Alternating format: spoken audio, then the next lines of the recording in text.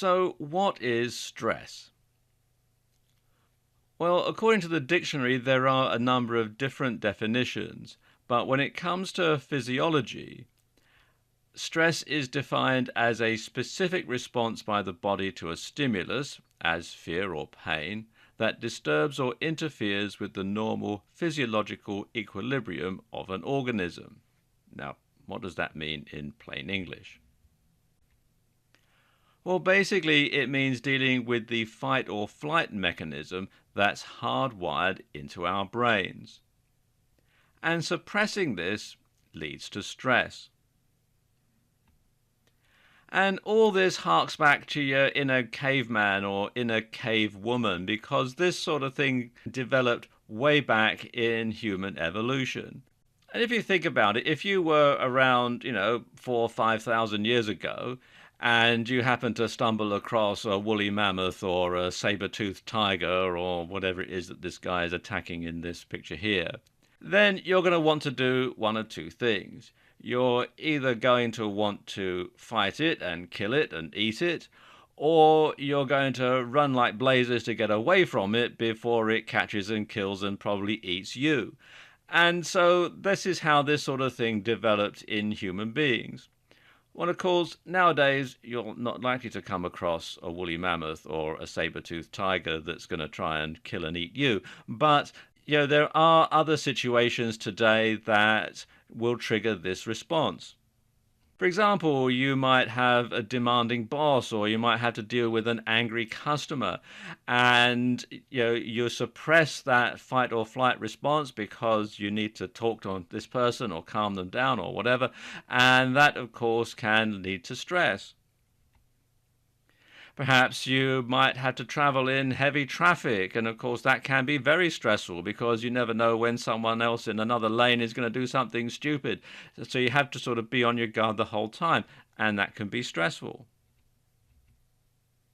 Perhaps you've got a sulky, recalcitrant teenager at home, and they're making your life very difficult, and of course that can be very stressful. Perhaps you've got financial problems or a big tax audit coming out, and you can't fight that and you can't run away from it either. You just have to deal with it, and that can be, very, very stressful. And of course, there's that bane of modern life, the IT problem. And I'm sure everybody watching this has experienced these sort of troubles before, and so you know that that can be very, very stressful. And of course, when we suppress all this in modern life, then that's when the stress levels build up. And modern life can be very stressful, and it does take its toll on our caveman or cavewoman brains. So you do have to learn how to deal with that, learn how to deal with stress in modern life. And that's what we're going to talk about in this video series. And in this video series, we're going to talk about what causes stress, what it can do to you and to your family, and how you can deal with it. And we'll get started in the next video. In this video, I'm going to give you 10 steps to making your workplace stress-free. Okay, step number 1. You want to define job roles and responsibilities. You want to define working hours, shift patterns, rest breaks, responsibility, and authority, so that everybody in the organization knows what they're supposed to do, when they're supposed to do it, and who they're supposed to report to. So there's no ambiguity because, as we said in an earlier video, ambiguity can be a big source of stress. Step number 2 is you want to be realistic.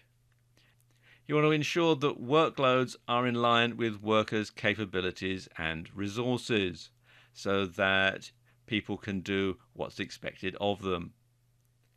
You also want to make sure that employees have the tools and resources that they need to do a good job. So you don't want someone to paint a great big wall with a toothbrush. You want to make sure that they have a nice big paintbrush to paint the wall. That sort of thing. And you want to make sure there's fair remuneration.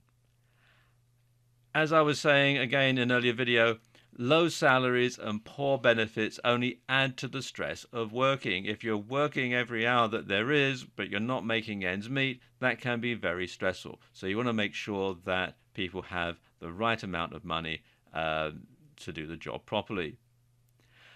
And of course, when people think they're being taken advantage of, then this can be stressful and demotivating. If people are working very hard, but you're not looking after them properly, then they're going to think, oh, why should I bother? So you want to find ways to include alternative benefits and perks if you can't afford to pay a big salary. For example, lots of large corporations have sports facilities, or they might, even just throwing a decent Christmas party with lots of food and booze that the employee doesn't have to pay for. That sort of thing can go a long way, and it doesn't actually cost a great deal when you compare what you're going to get out of it at the end of the day. But also, you should pay people what they're worth to your enterprise. Don't be a cheapskate or a skinflint boss. Make sure that the amount of money that you pay them is proportionate to the amount of income that they generate for your enterprise.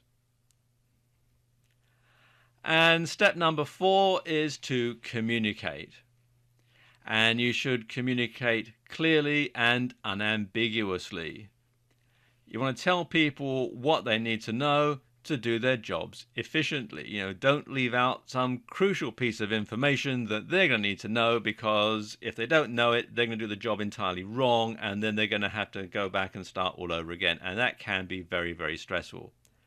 You also want to make sure that people are kept in the loop with what they need to know, so that if there's some sort of a development takes place, then people know what's going on so that they can make adjustments accordingly. And you also want to make criticism constructive. Don't just simply shout at someone and say, oh, you're doing this all wrong. What you want to do is make some sort of constructive criticism. If you did this that way, it would be more efficient, that sort of thing. And remember that communication is a two-way street. So you want to make sure that you get plenty of feedback from your team so that you can change the way that you do things to make things more efficient. So that becomes less stressful for you as well as for the people that are working for you. Okay, step number 5 is be proactive. Like I was just saying in the last point, communication is a two-way street. So when you find that there's something coming back that's negative, you want to nip any problems in the bud. You want to make sure that any negative feedback is handled quickly. Because making people's lives easier can make your life easier by return. Step number 6 is career development.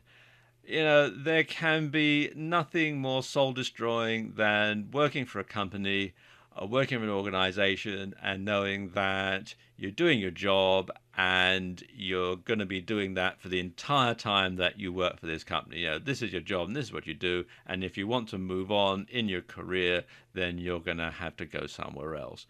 And that can be very stressful and demotivating. Bear in mind that your best business asset is your people. So you want to support career goals by offering development programs, and you want to offer educational support to key employees so that they can then bring their expertise, their newly acquired knowledge to bear to help build your business. And when employees know where their career is going, they tend to be happier and more committed. And of course, if you're an entrepreneur, then you want to invest in your own personal development and you want to keep up with the latest ideas so that you can take your business forward to the next level. Step 7 is to give credit where it's due. When people perform beyond what's expected of them, recognizing their efforts makes them feel appreciated. So if you're happy with the way someone's doing their job, tell them, a pat on the back, either physical or metaphorical, can go a long way. And when someone comes up with a good idea, You want to make sure that others know it came from them and not from you. There's nothing more stressful and frustrating than doing your job and somebody else takes the credit for it. Okay, step number 8 is socializing. And when you encourage employees to socialize out of hours, it helps to form bonds and create a working family. And, a sense of belonging is very important. It binds people together, and that's going to cut down on staff turnover. So, encourage employees to socialize out of hours, maybe throw a good Christmas party, that sort of thing. That can help to bind things together and help people to think of the company as more just somewhere to go to work. Step 9 is to have a good work-life balance. You want to establish work schedules that are compatible with the demands and responsibilities that your employees are going to have outside of the job. Because there's nothing more stressful than having to try and balance family life and your working life. And it can be very, very stressful because then you have divided loyalties, which goes back to what we talked about in an earlier video. And when possible, you want to establish flexible work schedules, things like telecommuting and other remote methods of getting the job done. Now, the end result of all this is you have employees who are happy, healthy, and committed to the organization. And when you cut down on the levels of stress, of course, you're going to have much lower turnover of employees. So that means you don't have to have all the expense of going out and hiring someone to fill a job from someone who's quit because they simply found the job too stressful. And finally, step 10. You want to innovate. You want to keep abreast of the latest ideas and you want to encourage employee input. Make your business one that people want to work in because it's interesting and exciting, and you'll find that the employee stress levels go right down. Or if they don't, it'll be stress levels of good stress rather than stress levels of bad stress. And of course, a happy workforce is a more productive workforce, and that, of course, is better for your bottom line.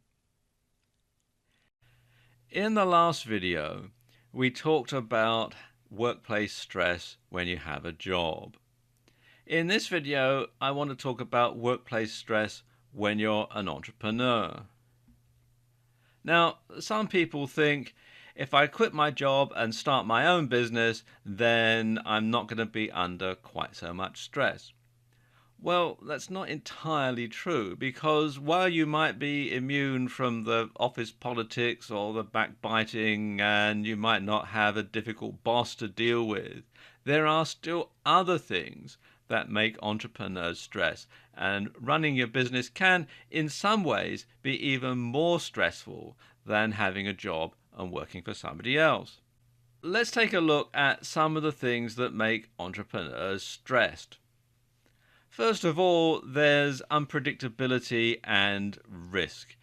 When you run your own business, quite often you never know what's going to be around the corner. There could be some sort of problem that's going to come straight out of the blue that you don't know about that could affect the viability of your business, and that can be very stressful.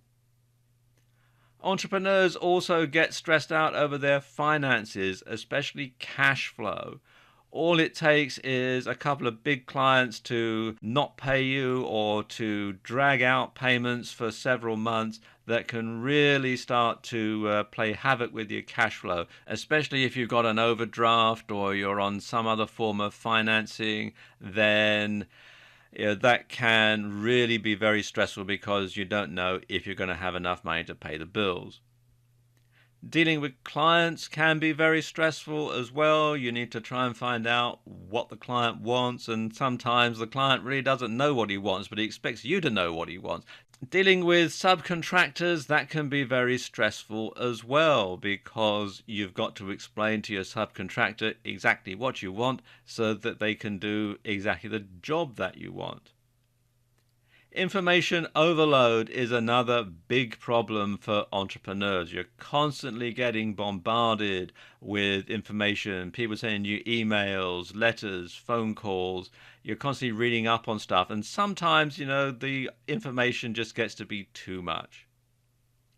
Launching new products or new projects, now that can be incredibly stressful because, once again, going back to the first point, there's the big risk involved. What if it flops? You're going to lose a lot of money. What if something goes wrong in the manufacturing process? What if something goes wrong down the line?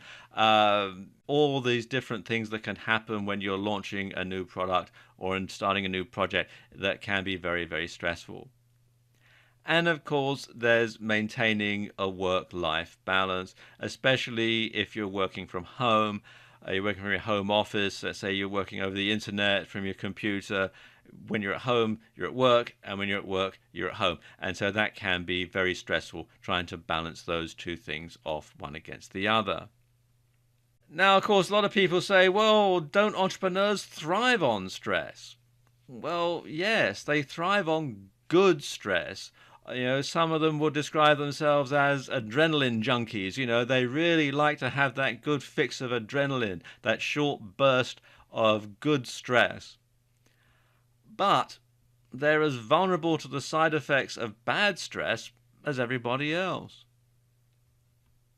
And unfortunately, not everyone is cut out to be an entrepreneur. And sometimes you don't know that you're not cut out to be an entrepreneur until you actually try to be an entrepreneur and find that you can't do it. And that in itself is very, very stressful.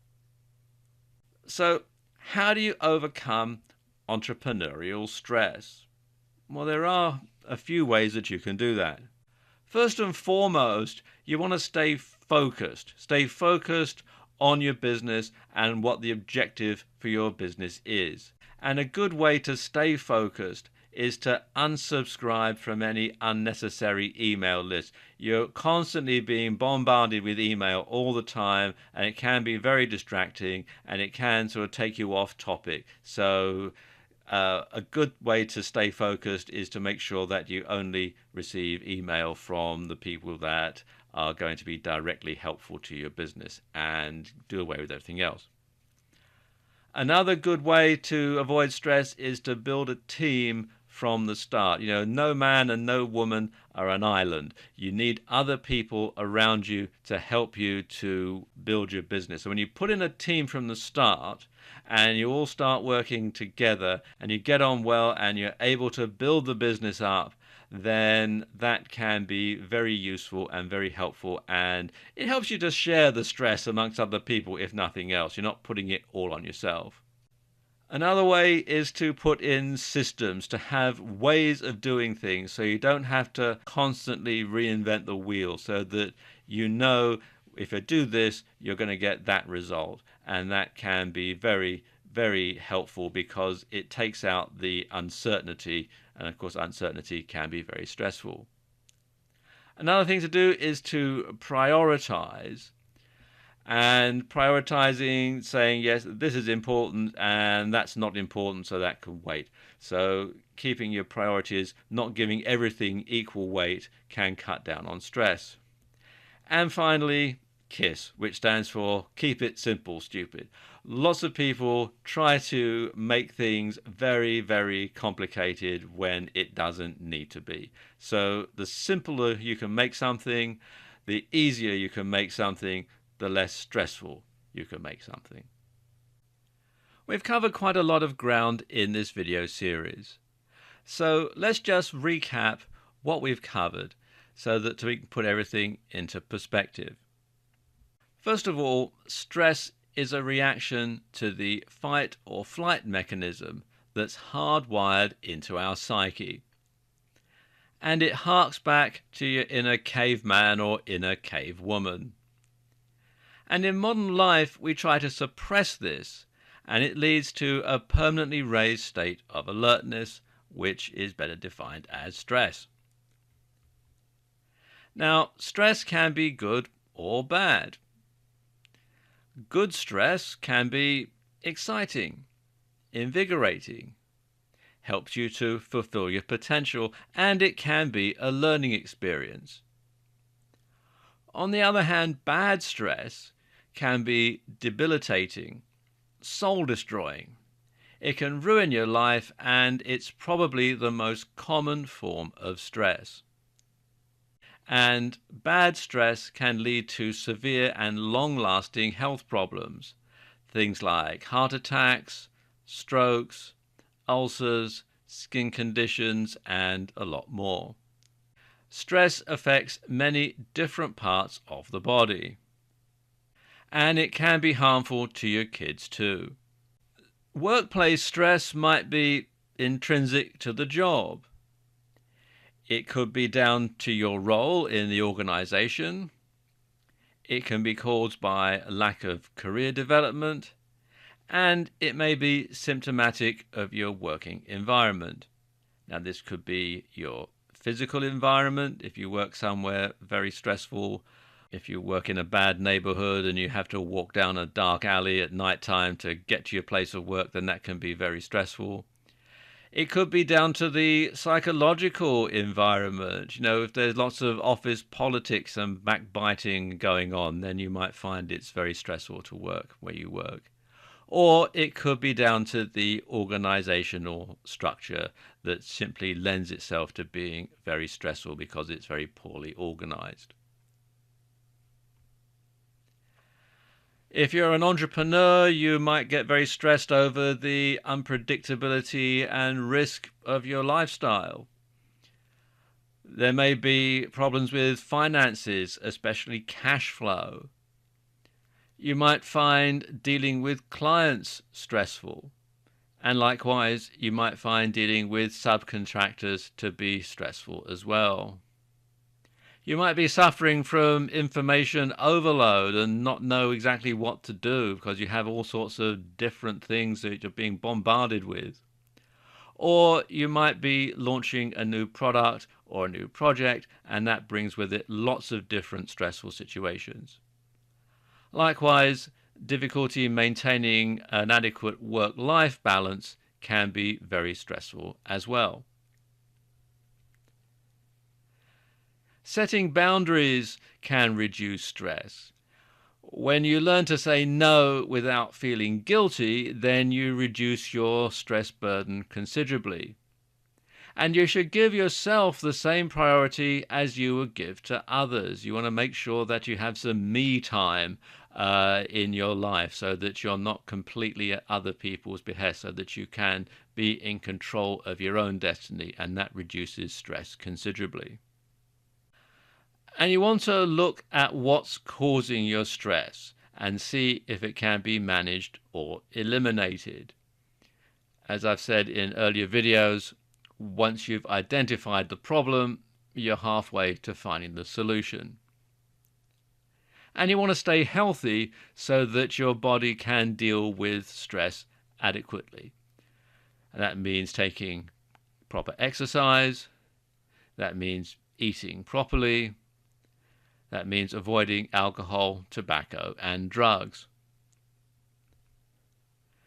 And finally, when all else fails, if you find that you're still having trouble with stress, then you need to seek professional help.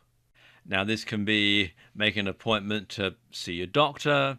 It could mean seeing a therapist or a hypnotherapist or someone who can help you deal with the stressful situation that you're under.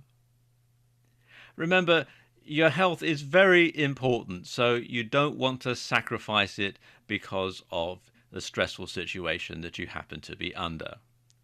I hope you found this video series useful, and I hope it points you in the right direction to get away from stress. And I wish you every success. So far in this video series, we've talked a lot about what causes stress and the effects that stress can have on you and your family. So in this video, I want to talk through 5 ways to reduce stress in your life. And of course, we've all been in stressful situations, both good and bad, every day. But When you put the plan of action that I'm going to talk about in this video into place, you'll find you'll be able to reduce your stress quite considerably. Okay, the first thing that you want to do is identify what's making you stressed in the first place. Is there something that you can do differently to avoid the stress? Can you eliminate it? And if you can't eliminate it, can you manage it? And a good way to find out what's making you stressed is to keep a stress journal. Every time you find yourself in a stressful situation, you want to make a note of it. And if these things keep cropping up on a regular basis, then you're going to notice a pattern, and then you can think about how you're going to deal with it. Because once you've identified a problem, you're halfway to finding a solution. Another way to reduce stress is to get physical. Bear in mind that we're dealing with the fight or flight response that our bodies have. So we're going to have all this extra energy, all this extra adrenaline. So one way to get rid of it is to get physical. So take your dog for a walk if you have a dog. Walk, cycle, or take public transport rather than drive your car. Use the stairs at work or the mall rather than an elevator or an escalator. And you can park your car in the farthest spot in the parking lot and then walk the rest of the way. All of this is going to burn up this energy that your body is creating for the fight or flight response. You're going to be burning it up in a good way rather than internalizing it and causing stress. Then you want to eliminate the unnecessary so that you're not having all sorts of different stimuli coming at you from all sorts of different directions, and you're not having all sorts of different demands made on your time. So you want to cut down on your commitments. If you find that there aren't simply enough hours in the day to do everything comfortably, you want to decide what's important and keep them, and you want to decide what's not important and drop it. And you want to unsubscribe from email lists. You want to make sure that you avoid distractions, and lots of different email lists can be very distracting. So if you find that you're not really reading someone's emails, or you're finding that they're taking up too much time and they're taking time away from things that are more important, then unsubscribe from that email list and get rid of that distraction. You can also combine lots of short journeys or lots of errands into one longer task. So if you need to go to the bank and you need to go to the supermarket and you need to go to the post office, instead of doing 3 separate journeys, do it all in one go and get it all over with in one go. And then you're reducing the amount of stress, because the fact that you're having one large amount of stress is actually sometimes better for you than lots of little amounts of stress on an ongoing basis. So the fact that you're sort of getting it all over and done with in one go can help to eliminate a lot of stress. The other thing is to avoid people you find stressful. I know in some situations this is easier said than done if you've got a very difficult person that you have to deal with on a day-to-day basis. If it's your boss, well, you're probably not going to be able to avoid him or her. But if it's somebody else that you're finding very stressful, you can simply cut them out, or you can communicate with them via email rather than face-to-face, especially if you always end up arguing with them. Then that's a good way to avoid getting into conflict, because it's hard to start an argument via email because you have to put some thought into it. You're not going to sort of fly off the handle. So that's a good way of doing it. But avoiding people that you find stressful can cut down on your stress considerably.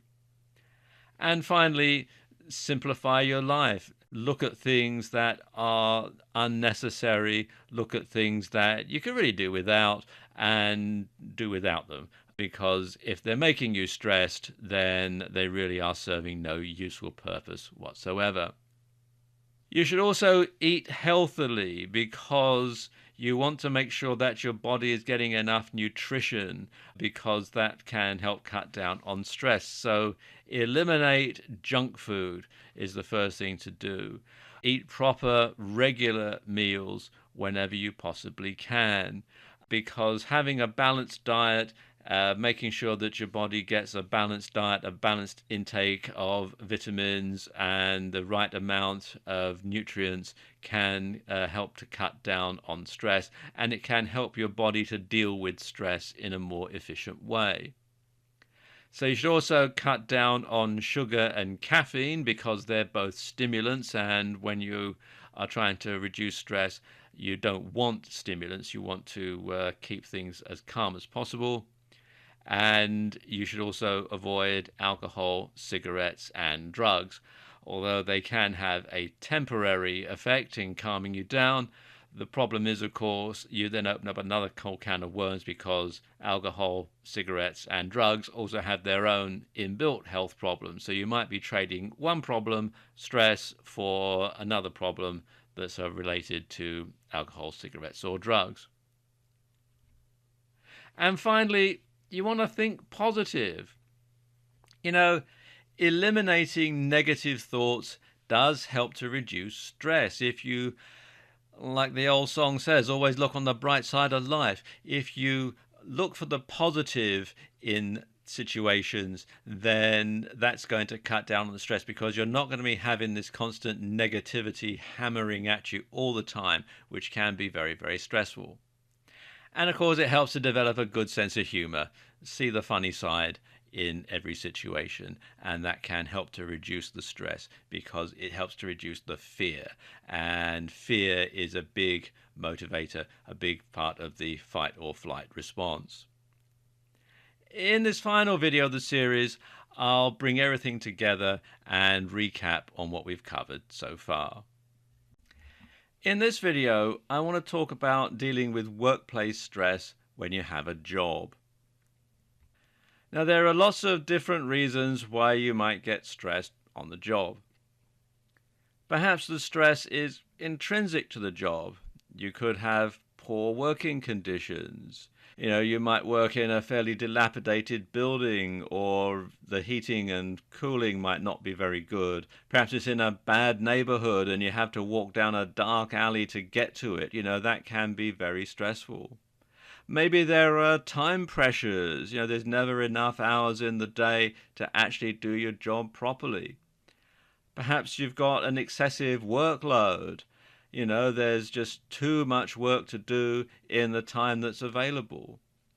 Maybe there's low pay. Perhaps you're struggling to make ends meet and working all the hours that there are, but you still don't manage to have enough to pay your bills at the end of the week, and that can be very, very stressful. Or there might be dangers. You might have a dangerous job. You might work at heights, or you might be a truck driver driving a dangerous load, or you might be a police officer or somebody on the front line where you come into contact with dangerous people or dangerous situations. And that can be very stressful because, again, you're suppressing the fight or flight reaction that's hardwired into your brain. Or there might be a problem with your role in the organization. Your job might be sort of fairly ambiguous. You never really know what you're supposed to be doing or who you're supposed to be reporting to and that sort of thing. And I'm sure everybody watching this has been in this sort of situation at some point where you never really know what you're supposed to be doing until you get told off for not doing it, that sort of thing. And that can be very stressful. There might be some sort of role conflict. You might be having to do two jobs that are not particularly compatible, and you have to find a way to find some sort of a middle ground. But there doesn't ever seem to be that, and so that can be very stressful. Perhaps you're responsible for the actions of others. Perhaps you have to farm things out to another company or another department, and then when they don't do it properly, you're the one who gets it in the ear. That sort of thing does happen quite a lot. Maybe there are divided loyalties where you work. Perhaps you've got someone who you're very friendly with, but they're not doing a very good job, and you've then got to try and balance your friendship with this person, with your job and your role within the organization. And that can be very difficult and stressful. Or it could be that you just simply feel that you're underappreciated. Nobody really appreciates the job you do. You put in the hours, you do the work, and there's always some kind of problem. And that can be very, very stressful. Another stress point within workplaces can be career development. Perhaps you've been over promoted. You've been promoted to a job that you didn't really want, but you felt that you couldn't say no, and you're not doing the job very well. Perhaps you've not received the right amount of training, or you just simply find that you're more of a doer than a thinker, or more of a thinker than a doer, that sort of thing. And you find that you're having a hard time coping, and that can be very stressful. Likewise, under promotion, if you feel that you deserve better than you're actually getting, but you're simply stuck in a rut and you really feel that you should be moving on, but you're not able to do it, then that can be stressful. And that relates to the next topic here, job boredom. If you've been doing the same job day in, day out, and you're just bored stiff with it, then that can be very stressful as well, especially if you don't see any way out. Lack of job security can also be very stressful. If you've ever worked for a company that's in financial difficulty, you'll know exactly what I mean. You don't know whether you'll have a job tomorrow, if when you turn up your key is going to fit the lock, or whether the building's been repossessed, and you don't know how you're going to pay the bills if the company goes bankrupt, that sort of thing. That can be very stressful. Or it could be thwarted ambition. You could want to move on, but you find that there's someone who's standing in your way, someone who is stopping you from fulfilling your ambition, from fulfilling your potential. And you feel like you're really hitting a brick wall. And particularly in organizations that are very structured, where you really need to climb up the next rung of the ladder, but there's someone who's making sure that you don't. And that can be very, very stressful indeed. Then, of course, there could be problems with relationships at work. You could have a conflict with your boss or subordinates or co-workers, people that you need to get on with, but you don't. You might have a boss who's very demanding and finds fault with everything. You might have subordinates who don't listen to you. You might have co-workers who are uncooperative or always dump all the rotten jobs onto you, that sort of thing. Maybe you have difficulty delegating. Perhaps you're one of these people who feels that you need to do everything yourself and you can't delegate. And that can be very difficult, especially if you're new into a management role, that sort of thing. Then, learning how to delegate and, of course, being responsible for what you've delegated, being responsible for the people that you've delegated the task to can be very stressful, especially if you're not 100% confident that they're going to be able to do the job properly. And of course, our old friend office politics can be very, very stressful, especially if you work in one of these offices where there's lots of gossip and backbiting and that sort of thing goes on, especially if you work for a big company where this sort of thing tends to be prevalent. And that can be very stressful because if you fall out with so and so, then they're going to make your life difficult further down the line. And you just never really know what's going on. You've got to watch your back the whole time. That can be very, very stressful. And finally, the organizational structure might be difficult where you work.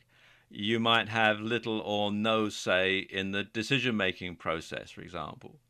There might be budgetary restrictions. You might have to sort of try and stretch things out. You might not be able to have the right equipment that you need. You might not be able to afford to hire temporary staff to do the job for you because there just simply isn't the money. Or there might be other restrictions, which harks back to the last topic. You might have someone who is being difficult and being restrictive, and that can cause lots of trouble.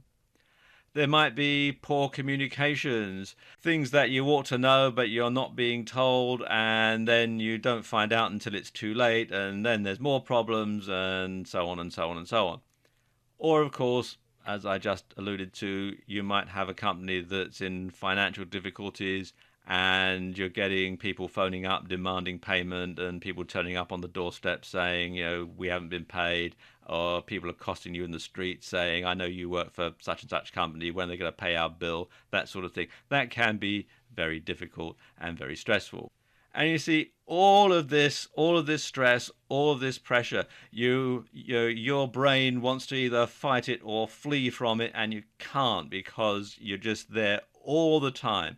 And this is when the stress starts to build up. And it might be not one particular factor, it might be a lot of different factors that add up over time that can really cause all the stress. So, what should you do in that type of situation?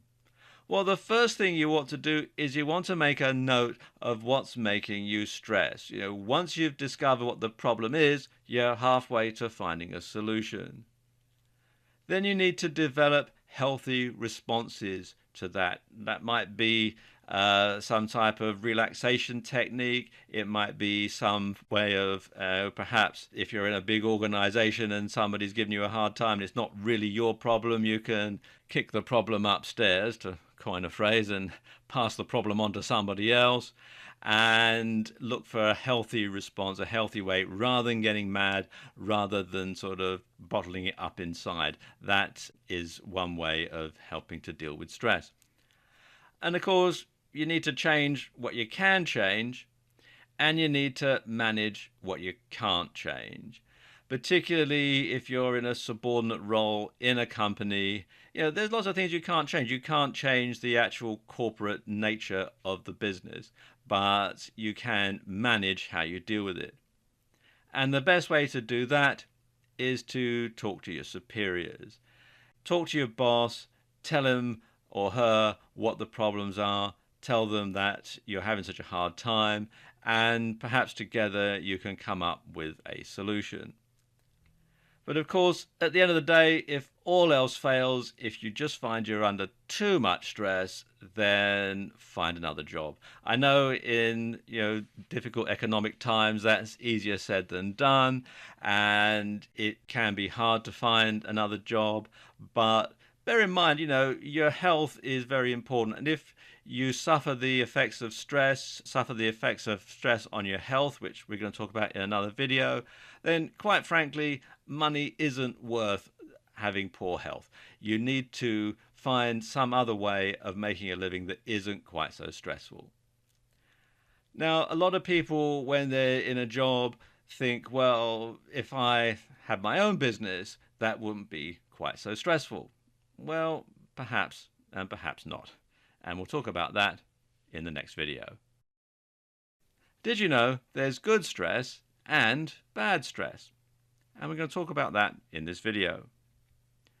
Now, it may surprise you, but not all stress is bad for you.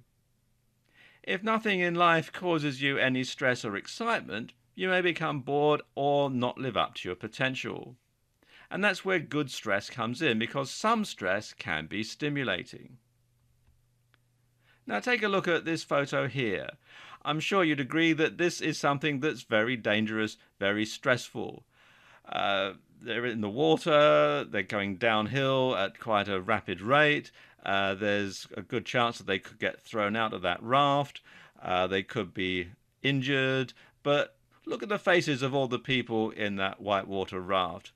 None of them look particularly frightened. They all look like they're having a pretty good time. And this is a good example of good stress in action. Now, here's some examples of good stress, sometimes called eustress. That could be something like playing sport, or working to a deadline, taking an exam or a test, setting yourself a challenge or a goal, or doing something new for the first time. And there are quite a lot of benefits of good stress. It can be motivational. It can enhance learning. It can boost your brain functions. It's good for your internal organs and the skin. And it helps you to relax when the stress is over. All these good things. It'll boost your brain. It gets your internal organs going. It gets you sweating and clears out the pores in your skin. Good stress can be very good for you. But unfortunately, the sort of stress that most people are familiar with will come under the heading of bad stress. And here are some examples of bad stress, sometimes called distress. That could mean a demanding or an unsuitable job. It could be business worries. It could be domestic woes. It could be financial difficulties. It could be travel. The list just goes on and on and on. And there are lots of problems associated with bad stress. It can have health implications, both physical and mental, and we're going to talk about that in another video. It can lead to relationship difficulties. It can cause poor performance at work or at school, and it can be incredibly demotivating, which can lead to burnout, where you just feel that life just isn't worth living. And this type of stress is detrimental because you never get a chance to fully recover from the effects of fight or flight because you're constantly being stressed. You never actually get over it like you do with good stress. For example, if we think back to that photo we looked at just earlier on with the people in the whitewater raft, they're going to get over that stress and they're going to look back and think that they had a pretty good time. But if you're constantly in a heightened or threatened state, then of course you never get a chance to get over it. So that's the real problem that happens with bad stress. So what you need to do is you need to get a balance in your life so that the amount of good stress in your life outweighs the amount of bad stress. Can't do away with all bad stress in modern life, but you want to take steps to eliminate as much of it as you possibly can and to make sure that you have enough good stress to make your life exciting. The title of this video is Too Much Stress Can Be Bad for You, and in many ways that is an understatement. But let's just look at some of the ways that stress can take its toll on your body. Now, the first thing that happens when you're under stress is your heart starts pounding, and that goes back to your inner caveman and inner cavewoman. The heart needed to start pumping all that blood around to get to the muscles so that you could chase after and hunt down that woolly mammoth or run away from that saber-toothed tiger. You had to make sure that all the blood was getting to the right muscles and getting to your brain and making sure that your body had the amount of blood that it needed to do the job, the fight or flight. Well, of course, that leads to high blood pressure, and high blood pressure in short doses isn't too bad, but sustained high blood pressure can be very, very harmful. It can lead to things like headaches. That's just, the mildest form of high blood pressure can lead to headaches. But it can also, if you're very unlucky, it can give you a heart attack. Because of too much blood pressure, you can blow a blood vessel or in some other way damage your heart and bring on a heart attack. It can lead to a stroke. And then, of course, with all that blood pumping around and that heightened state of awareness, your body releases all sorts of endocrines and glucose and various things to make sure that your muscles have all the extra nutrients that they need. Well, if you don't need it, your body will recycle that, and that ends up in your digestive system, and too much of it can lead to indigestion. And in its mildest form, that can lead you to heartburn. In its extreme form, if it carries on over a long period of time, that can lead to stomach ulcers. Stress can also take its toll on your reproductive system. In women, this can mean an irregular menstrual cycle. In men, this can mean erectile dysfunction.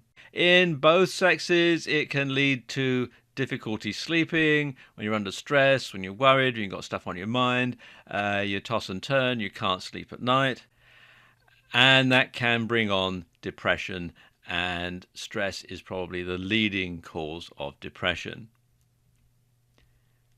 And it can lead to other things as well, things like diabetes, skin conditions, asthma, arthritis, anxiety attacks, panic attacks. The list just goes on and on and on. Now, a lot of people will try and self-medicate to deal with the effects of stress, and some of the more common things are smoking.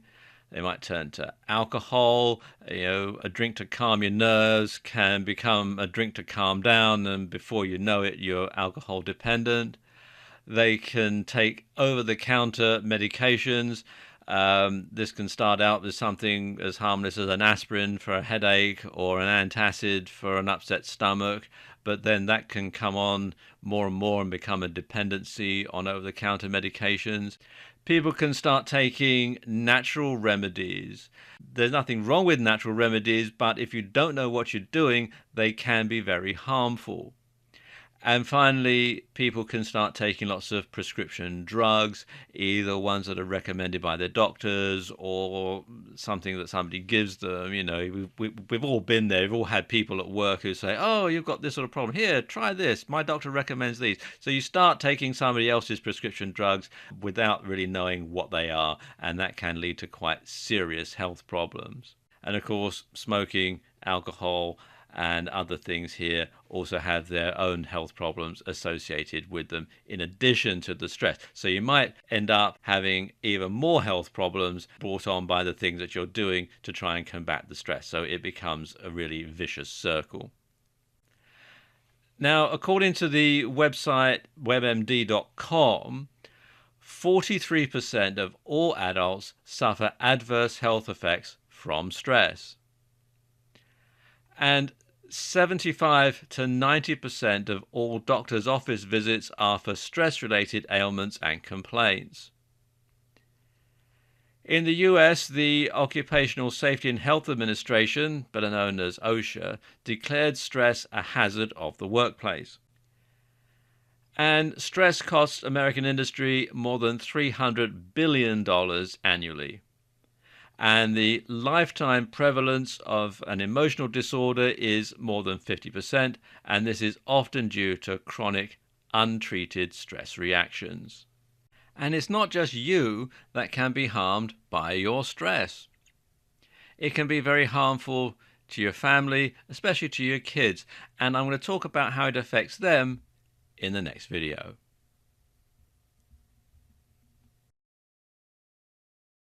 In the last video, I talked about how your stress can be harmful to your health.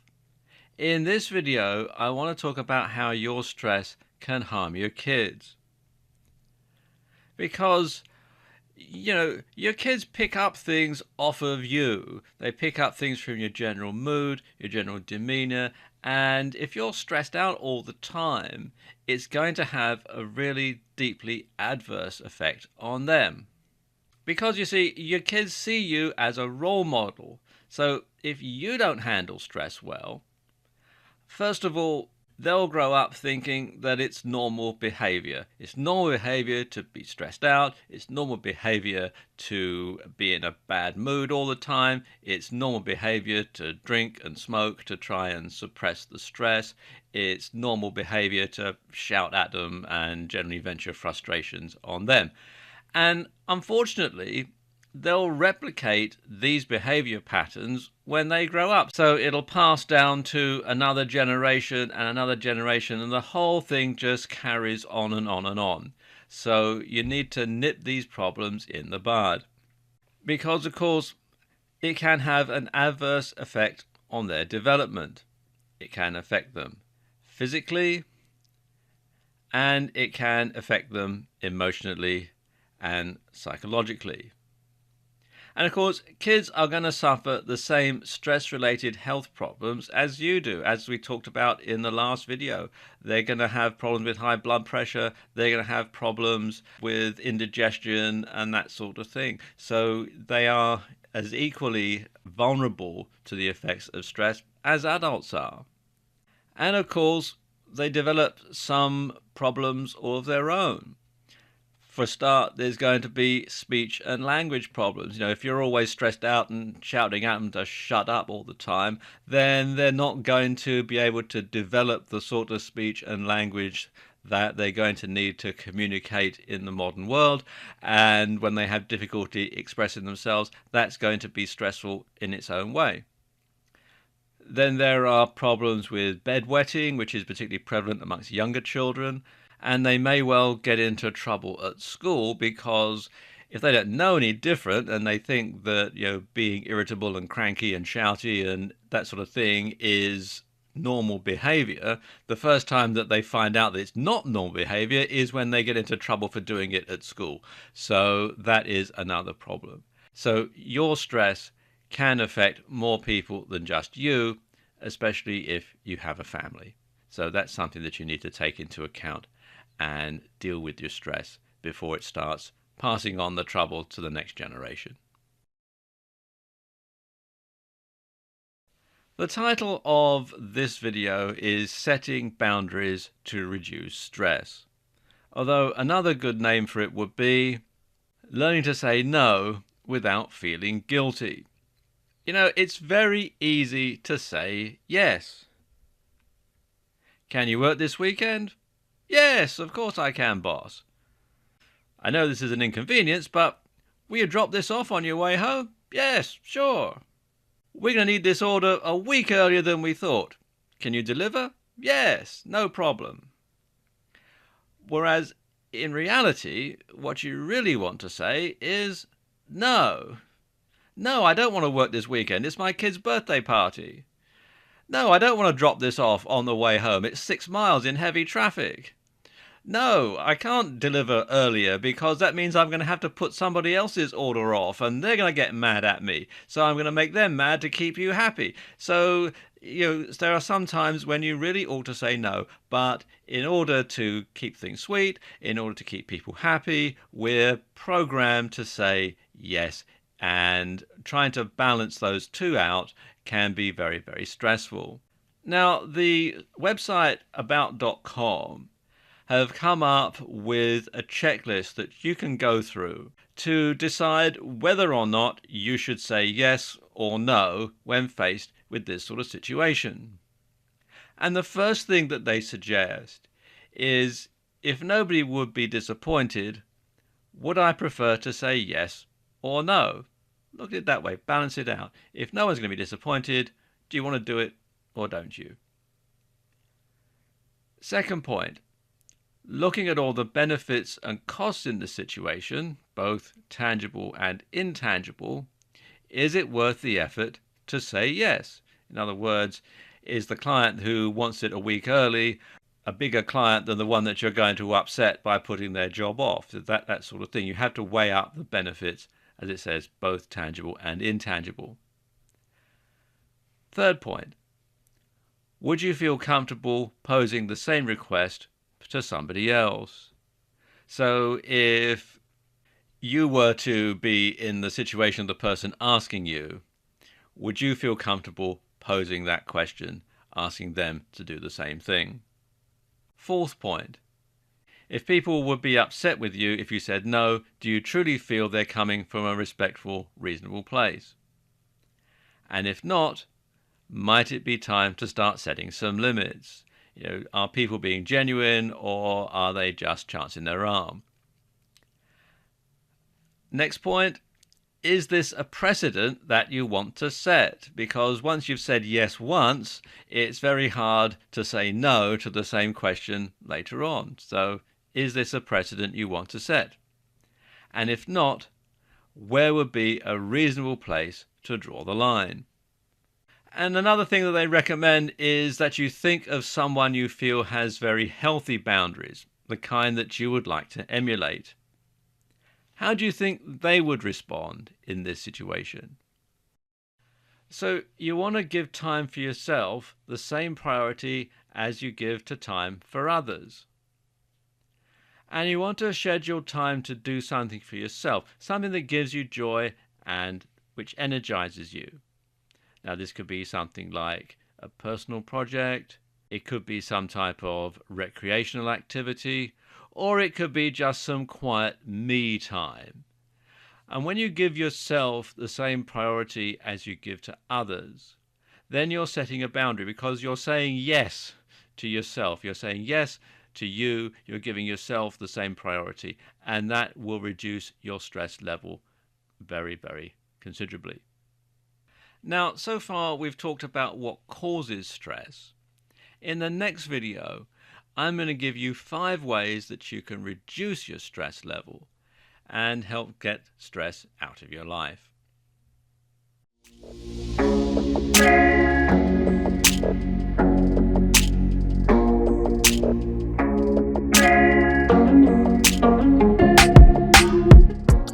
Introduction. Stress management has become something that we need to use as a survival mechanism. When it comes to the pressures of daily life, it can easily become overwhelming. We have so many responsibilities and things to remember that stress seems to become just a second nature to most of us. Some of us are able to manage it in healthy ways, while others are not quite as skilled in that area. Fortunately, stress is not a new phenomenon. While the demands of daily living have changed, the fact is that humans have been combating stress and utilizing it for their survival for centuries. It is possible to escape the trials and tribulations of a stressful life. Instead of fixating on the negative, we can focus on the positive to create a much better situation for ourselves overall.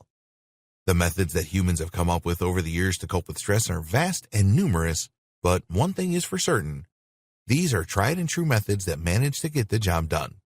If you are stressed out, you can train yourself to function despite it, just like our ancestors did so many years ago.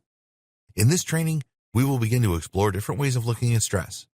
We can also begin to manage it better by acknowledging the power we have over ourselves and the outcomes we face. Sometimes, we are even able to release stress by accepting that some things are simply out of our control and to only put thoughts and energies into a subject if we know that we are able to influence the outcome in some way. Stress can be one of the biggest things to hold us back, but it doesn't have to be that way. If we learn positive coping mechanisms for our stressors, then we can easily become unstoppable. Once we have control of our minds, then everything else should come with relative ease. Nothing is beyond our grasp. Not only that, but it can be beneficial to see stress as a simple byproduct of doing something productive, rather than feeling that it is an overwhelming barrier or obstacle that is going to get in the way of our ability to be successful. If we are feeling the pressure, then we know we are doing something right. However, feeling the pressure is not always a good thing, especially when you don't know how to turn it off.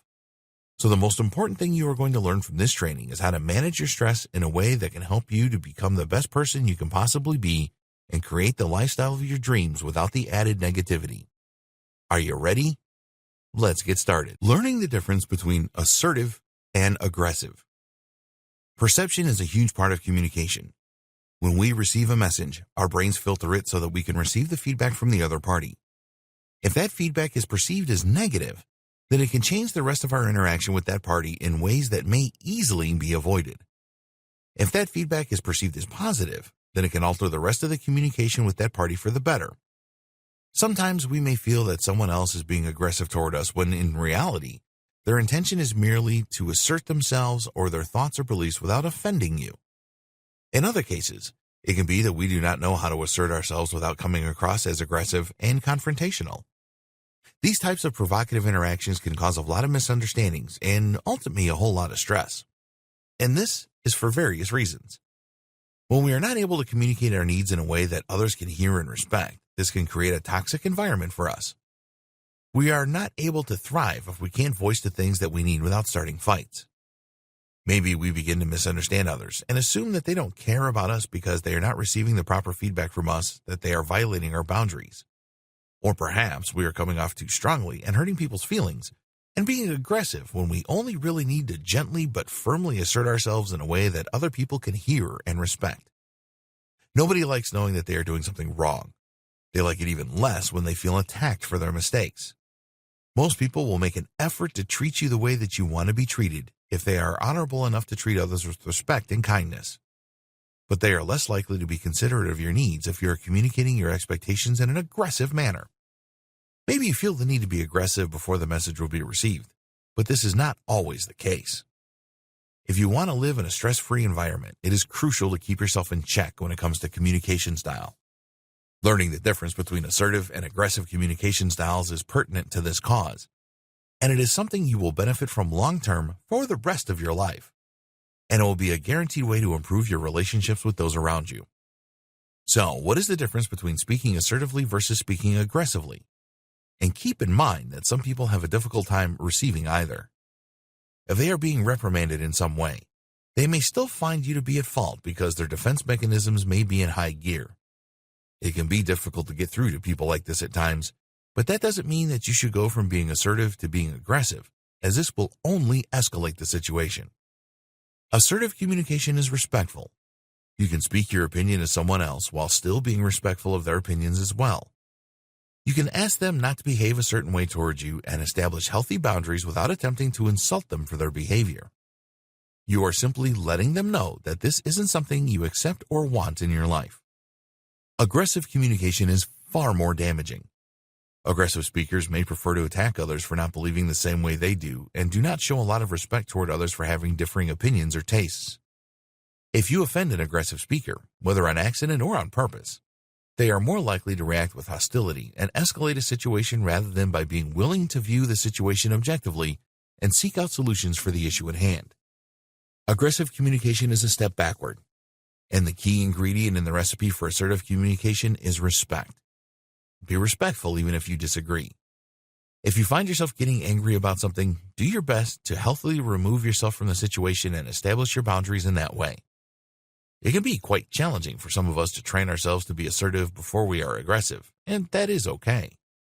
Don't give yourself a hard time about it or beat yourself up from your mistakes. Instead, see the ways that you can improve and always be honest with yourself about what you can and should be doing better.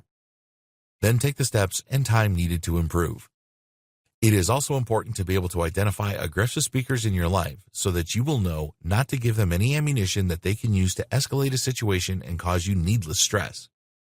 If someone feels like being combative and disrespectful, you do not have to accept it. You can quietly and calmly make your boundaries known with respect, and then do your best to remove yourself from the situation. This type of provocation is a constant thing. It may serve your life better to remove yourself from the source of the stress entirely. Some people do not want to improve themselves and find no fault in their styles of communication. They think that they have every right to plow down other people because they believe that they are right and there is no way around it. Oftentimes, this can be a toxic behavior and something that you should do everything in your power to avoid. Limit your interactions with toxic people, especially when they cannot take accountability for their own actions, and lash out with aggression when you are doing your best to be as respectful as possible. Once you are able to do this, coping with stressful situations will be that much easier. Redirecting your thoughts and feelings. One of the most important things you can do to reduce stress is to learn how to redirect your thoughts and feelings. When you find yourself getting overwhelmed by the triggering situations that you can face in day-to-day life, redirection is crucial in maintaining your peace of mind, and it is something that everyone can do. To begin, you have to become mindful of the things that you are allowing yourself to think. Many of us have an issue with rumination, meaning that we are often prone to fixating on negative thoughts and emotions over positive thoughts and feelings. We read too deeply into negative events and are easily consumed and overwhelmed by them. While it can be beneficial to spend a healthy amount of time reflecting on our lives, there is a slippery slope that can be difficult to get out of once we are there. We can take power away from ourselves by only considering the negative side of the coin and not allowing ourselves a break to think of positive things that can help us find solutions to the problems that we are ruminating on. Fortunately, there's a great and scientific way to help us to focus more on the positive things and interrupt the negative thought spirals that can leave us feeling stressed out and sometimes even depressed. Redirection is an amazing tool for anybody who wants to be a more positive person. To begin with, it will take some practice and mindfulness. You're going to need to be fully aware of the moment you begin slipping into a negative thought pattern. Without the self-awareness necessary to identify your negative thoughts, redirection will be quite a struggle. But don't worry. Even if it is difficult to identify at first, over time you will become more aware of the negative patterns and intercept them more easily. Once you have achieved the ability to identify your negative thoughts and feelings, you can begin to redirect them to other, more positive things. It can feel a little bit challenging at first, especially if you aren't used to trying to change your train of thought. However, it is very possible to go from stressful, negative thinking to positive, productive thinking with just a little bit of practice and time. Some mindfulness techniques that may be useful include meditation and breathing exercises. Taking time out of your day to really stop and reflect on the events that have occurred and how you have handled them. Being honest with yourself about whether or not you responded with an appropriate emotion that you could be proud of, or if you have reactions that could use some work. These are very important. If you find yourself feeling overwhelmed, then try to remember to take time out and breathe. Don't let these emotions overwhelm and consume you. You are stronger than they are, and you will always have the capacity to learn from reflection. Once you have managed to identify when you are having an emotional reaction to something, it will be that much easier to put into practice the strategy of redirecting your attention to better things. It will help to have an arsenal at hand already of events and things that are opposite of stressful. Think about things that make you happy and memories that make you laugh and smile.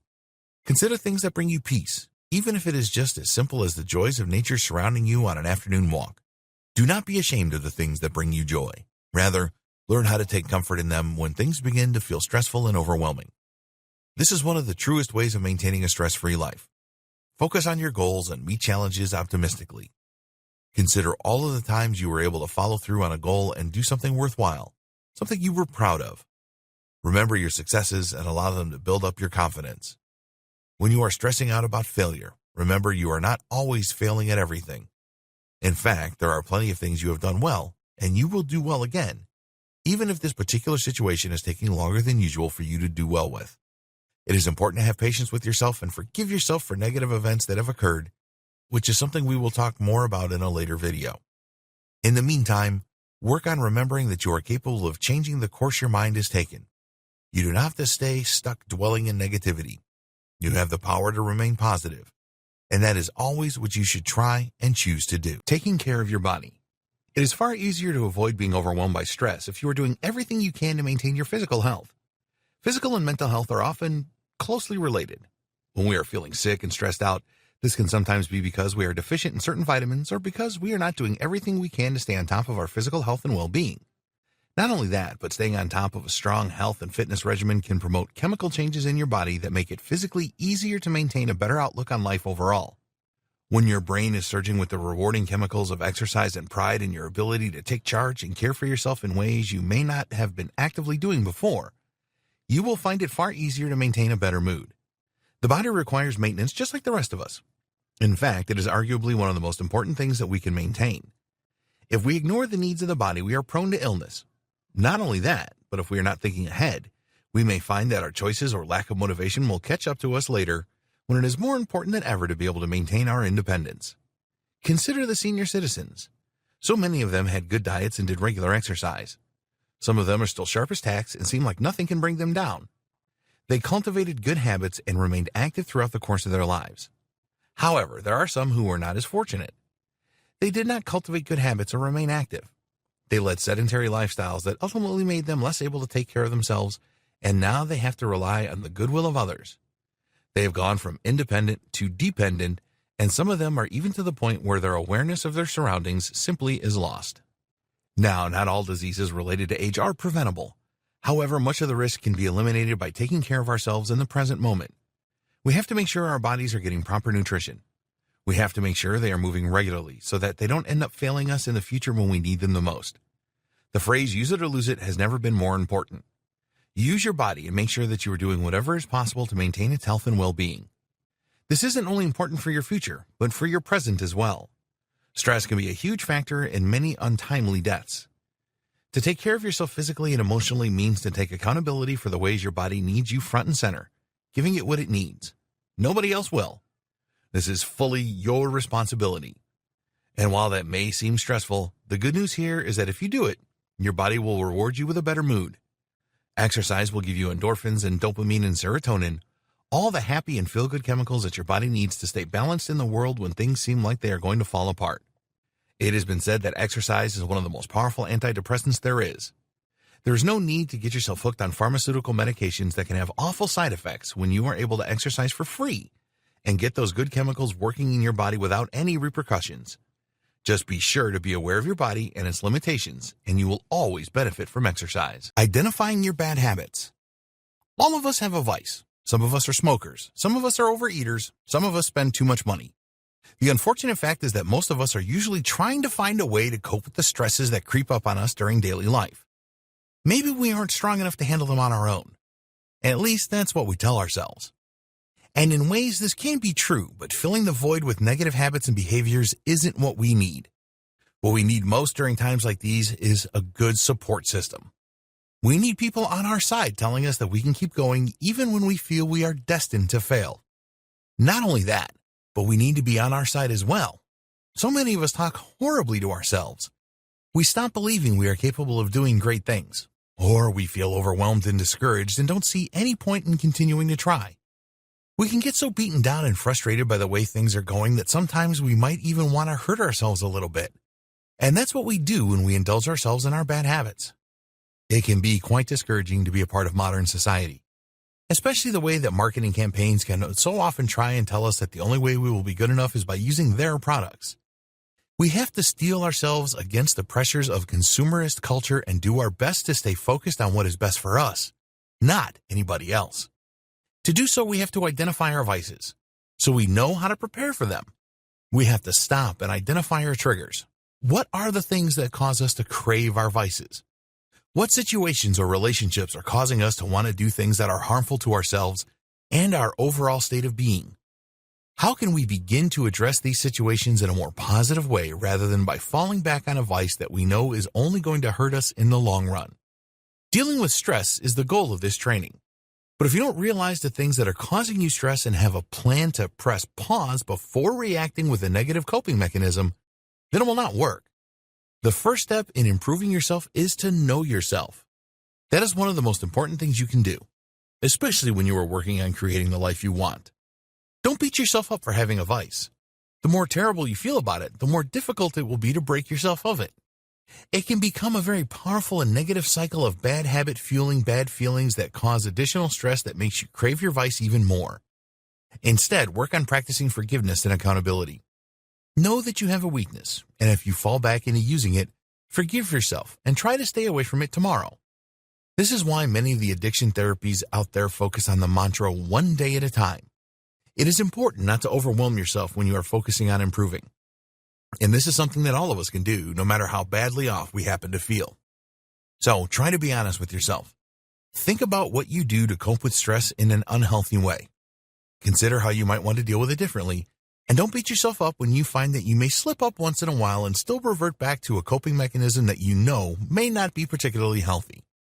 There's a fine line between self-care and self-destruction. Some of us may have a hard day and feel we should treat ourselves as a way of caring for ourselves. We may say, I need a glass of wine or I need a cigarette after the day we've had, but this isn't the case. What we need is a coping mechanism that will not be detrimental to us, particularly if you may feel you are struggling with an addiction. Rather than giving yourself self-care in the form of something self-destructive, maybe instead you could try to unwind after a difficult day with a long, comfortable bubble bath or a nice movie. Find other things that you enjoy doing that will give you just as much of a reward as your self-destructive patterns give you. Replace those negative rewards with positive rewards. You will never be gladder you did than when you find yourself walking toward the life you have always envisioned for yourself. Know the difference between stress and chronic depression. Some of us may think that it is normal to find it impossible to see the good in the world and to be constantly overwhelmed by the negativity surrounding us. And while it may be true that the world is a difficult place to live in, there's also something else to consider. We are not always going to be happy. We all have ups and downs. But if you find that your downs are overwhelming and seem impossible to get up from, you may be suffering from a more serious and chronic issue called depression. Most of us are not strangers to what depression is. We find ourselves dealing with it at one point or another, and many of us are able to move past it. However, it is possible for us to find ourselves stuck in a depression without even realizing that everything has changed. The things that once made us happy are no longer able to do so. We're having a more difficult time finding the joy and peace in the things that used to bring us these positive feelings. Our minds may spiral beyond our control to the doom and gloom scenario, and we may not find anything that brings us the comfort that we desire. Because there are times when positivity feels like a cruel joke and is basically meaningless. This is symptomatic of depression. If you suspect you may be suffering from depression, while the tips and tricks in this training may be beneficial to you in breaking through the symptoms, it may also benefit you to look into other resources dedicated exclusively to people who are suffering from depression. It isn't a bad thing to realize that you have depression or may need an additional helping hand in finally kicking it once and for all. In fact, so many people are working on themselves and happier for it because they finally named the demon that plagued them and are able to locate resources and tools that work well for them specifically. None of us are alone in having felt depression from time to time, and it doesn't make you weak or powerless to be suffering from it on a more long-term basis. The people who scoff at depression and claim everyone else should just get over it have clearly never experienced the physical changes depression can cause in the brain. This is not some little issue that crybabies get because they can't cope. It is a physical change in the brain caused by long-term ongoing stress and trauma. It is something that creates chemicals in the body that are difficult, if not impossible, to overcome alone. And anybody dealing with depression like this can still manage to try to function in the world is incredibly strong and a wonderful source of inspiration. If you feel you may have depression or have already been diagnosed with it in the past, do not think of it as a condemnation. Think of it as an opportunity to get to know yourself better so that you can really embrace your options in life. You know what is plaguing you, and you know it is something that can be treated and reversed. You can seek out the tools you need to improve your life and get on the path to coping with your depression in a healthy way, even if that means speaking with experienced professionals who can help give you the resources that you need. Just take care to look carefully into your treatment options and choose the path that is best for you. Just because everyone and their mother is advertising an antidepressant that works for them, be cautious in your choices, as some may be very damaging long-term to your health and your body chemistry. That doesn't mean that there are no solutions to depression, just that you should always stay informed before making any choice that can affect your body or your mental health. Overall, knowing that you have depression can be a great thing.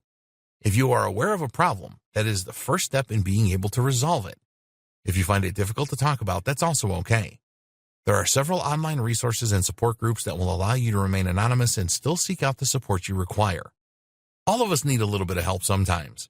Life can be incredibly difficult, and trauma is nothing to scoff at. We should never compare our problems with other people, and anybody who does so and treats depression as if it were something someone else should just get over is being very insensitive and obviously doesn't understand the scope of the issue. So just kindly dismiss them and continue working on what it is you need to become the person that you want to be. And if you are taking this training, then congratulations. You are already doing more than the naysayers may be doing to get yourself out of an incredibly difficult rut and take steps towards being the healthiest person you can be. You can do it. Avoiding toxic people and behaviors. One of the most unfortunate things about modern society is that so many of us grow up in toxic situations that we don't even recognize as toxic. They affect us in ways we may be blind to, and this can even cause us to perpetuate these situations in the future. A good example of this is growing up in an abusive home, where the abuse just seems like a normal part of everyday life. But in reality, these behaviors are deeply damaging and invalidating to your sense of self. However, because you don't realize that you are even being abused, you tolerate it. And it is even possible to pick up these behaviors and become toxic to somebody else. Some parents have learned toxic parenting techniques from their own parents and see nothing wrong with them in the slightest. This can just perpetuate the cycle of abuse and undermine the confidence of those you are trying to nurture. Toxic behaviors can be defined as behaviors that diminish others and undermine their sense of self-confidence or self-worth. This can include physical, emotional, and verbal abuse, manipulation, and coercion. You may find that you have a friend who is interested in nothing but their own issues and will undermine your problems by saying, "That's okay, this happened to me and it was so much worse." You may find yourself in situations where people who don't show you respect or who criticize and poke fun at you for no good reason. You may find yourself in a relationship with someone who takes far more than they would ever be willing to give. Then, when you act like they do, they get furious at you and call you selfish. These types of toxic behaviors are common, and whether we are used to them or not, they cause us stress. Stress is a funny thing. Even if we are experiencing it, we may not always recognize it or consider it a big deal. We may experience stress as stomach aches, headaches, or general anxiety when we are around someone else. Stress is not always a cut and dry thing to experience. Sometimes we become like frogs who sit in water as it slowly comes to a boil, not realizing the danger we are in until it is sadly too late. Sometimes our stress comes from being a toxic person who is driving other people away. It is very important to be honest with ourselves and to receive feedback from others when they are affected by our words or actions. If someone has told you that something you have done has hurt them, try not to be mad or to find a way to blame them for your behavior. Instead, take the time to think through the feedback and consider ways you could have dealt with the situation more calmly. And if you feel genuine remorse for the way you have hurt someone else, Don't hesitate to apologize to them and let them know that you are reflecting on your behavior and trying to find a way to deal with their issue in a healthy way that may benefit the both of you. It can be easy to become defensive if you don't realize that you are affecting others in a negative way because of your own toxic traits. All of us have ways that we can improve, and to be truthful, it can be really difficult to accept negative feedback about ourselves without feeling emotional about it. We do not like to consider ourselves to be the types of people who might hurt someone else, even if that hurt inflicted isn't intentional. Sometimes we get angry at the wronged party for pointing out how they have been wronged instead of taking a step back to view ourselves objectively. We are so caught up in trying to do the best we can that we feel it is unfair for others to tell us that we have done something incorrectly. If our intention wasn't to hurt someone else, then they must be wrong, right? Wrong. We may just need to think harder about ourselves and the way we react to others. We may need to compare our behavior to the behavior of toxic influences in the past, so we are able to identify where someone else is coming from and why you may have acted in a harmful way toward them. If you fear you may have toxic behaviors, don't worry. You can train yourself out of them and learn to be better. It doesn't mean that you are a bad person. It means that you didn't learn how to have an appropriate reaction to something that maintains the respect and integrity of all parties. Instead of getting defensive, get quiet. Listen to what others are saying about you and learn from it. And if you don't care to change your behavior, then don't. Just know that your behavior affects people and it will have consequences on those that you choose to deal with in the future. Prepare for that. If you find it difficult to remove yourself from situations with toxic people, ask yourself why. Are you the kind of person who has little confidence? Is it difficult for you to even identify toxic behaviors? Why do you feel you need to hold on to the toxic situation in your life? Is there something tying you to it that you can't control? If so, is there some way to limit your exposure to the toxic person or situation? You would not believe the weight that comes off of your shoulders from finally freeing yourself from a toxic situation. Everybody deserves that peace of mind, and you can have it too. You don't have any obligation to serve someone toxic. They will do everything in their power to make you feel that you do, but you don't. Don't let them manipulate you into believing that is the case. Treat these toxic situations as learning experiences so that you can begin to understand where your boundaries are and what you need to do to enforce them whenever necessary. Do not be afraid to set your boundaries and maintain them. It is one of the most important things you can do to maintain a stress-free life. Learn when to ask for help. For some reason, one of the hardest things in the world can be to ask for help. This seems ridiculous considering we are such a communal species. There are billions of people in the world and we are all scrambling to do the best we can for ourselves and for our families. So why is it that it seems so impossible sometimes to ask for help? Too many people feel that they have to go it alone. Maybe we have had an experience in the past that made us feel as if we had nobody to rely on. Maybe it seems as if there isn't anyone out there who actually cares what we are going through. Maybe we've been disappointed one too many times by others, and we feel that the only person we can rely on to do something right is ourselves. Or maybe we are just scared. We are scared to be vulnerable. We are scared to admit that we don't have everything as under control as we might like. We are scared to think that anybody out there could possibly be doing better than we are and pity us or make fun of us for not being able to deal with our issues on our own. But here's a secret for you.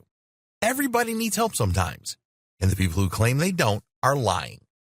Life is hectic, it's unpredictable, it's overwhelming, and there are people and resources out there that are set up exclusively to help out with these types of unpredictable, overwhelming situations. Everybody is struggling one way or another. We all have a lot on our plates and strive to juggle it all. We have past experiences that can plague us and fill us with self-doubt. We have bad days where we may procrastinate and not get everything done when we hoped we might. We deal with difficult situations that can throw us off our plans and make our deadlines and goals come plummeting to the ground out of nowhere, leaving us in disorganized chaos and cold-blooded fear. We are allowed to ask for help. We are allowed to be upfront with people who are relying on us and ask them for grace when we drop the ball, because life is stressful and chaotic and it can make us feel as if we have absolutely no power at all sometimes. In those times, it is far worse to stay quiet and to let things go. If we do this, then soon, we begin to let everything else slip as well. We may lose ourselves to the ease of falling behind. We may accept defeat and find ourselves spiraling ever downward, not believing or even considering that someone out there might be able to reach out a helping hand to help us get us out of the mess we found ourselves in and give us the boost we need to get ourselves back on our feet. It's never too late to try again. And with a good support network built up, then starting over is not going to be as difficult as it seems. The worst thing to do is to let things spiral out of control because you don't want to ask for help. If people are able, If they have the time and resources available to them, then they will help you. If you seek out resources, even just by going to the library or doing an internet search, chances are that you will find them. There are people all over the place who are in a similar situation. We should all be helping each other, not letting one another fall through the cracks. Even if it is something as simple as asking a partner or a child to do the dishes for you when you are going to be home late from a meeting and you have 100 other tasks to accomplish can be a huge help to you. It frees up time and takes one stressor out of your mind. Be honest with the people closest to you about the burdens you bear and be compassionate and receptive to those of others as well. You never know how difficult it may be for someone else to be struggling, just as you may struggle. Treat others as you would treat yourself and offer to help them out once in a while. If a relationship is mutually beneficial, then it is all the more reason to continue to nurture said relationship and help to ease each other's burdens. Never be afraid to ask for help when you need it. And if you find yourself taking on more than you can bear, let it be known. Don't hide it. Let people know you had intended to help everyone as much as you could, but you said yes to one too many things and now you are overwhelmed and scared of the failure you foresee. Try to work with others, and they will try to work with you. Building a support network. Perhaps one of the most organic ways to remain stress-free is to build a support network. When you have people in your corner who are willing to help you out, it helps to stay motivated and feel positive, even when things seem rough. People all over the world know the power of other human beings being a part of their circle. It is something unrivaled. We have friends for a reason. They are here to help us stay lifted when things are difficult and to give us someone to vent to when we feel like we need a listening ear. All of us could use someone to talk to. Instead of keeping your problems to yourself all the time, open up a little bit. Don't become a chronic complainer, but be sure to nurture relationships with others that will allow you to get things off of your chest before they begin to get too overwhelming. It can also help to have several different people's perspectives on the things that you are going through. Nobody wants to face their challenges alone, and all of us have biases in our thinking that can make it feel even more impossible to cope with some challenges. We may forget that we have the strength and capability to face the things that we are struggling with, while others may have faced similar challenges and could offer insights and advice that we wouldn't normally consider ourselves. Friends and family are far more likely to see your situations in an objective light. They do not carry your burdens and biases and can see what you are dealing with in a fresh light and offer a new perspective. They may even be able to help you prepare ahead of time by reminding you of what they know to be your strengths and weaknesses, so you are armed with the best strategy to approach each situation possible. If you are nervous about opening up to others, that's okay. You should always make sure that the people you choose to support you are genuinely coming from a place of caring and support. Learn the traits of a toxic person so you don't give them information that they can use to manipulate or hurt you for their own gain. Don't be surprised if you find yourself drifting away from the people in your life who, rather than showing support, have a tendency to find ways to bring you down or turn all the attention back to themselves. A support network should consist of people who are trustworthy. It can be made up of people who share your goals and ideals. The internet can be a great way to find people with similar goals who only want to surround themselves with others who share their goals and who are confronting similar issues. You may also be able to surround yourself with people who are positive and have confidence in your abilities. People who want to see your success and who have nothing to gain from your failure. People who will not be threatened by or jealous of your success. The next step is to actually trust them enough to open up about your struggles.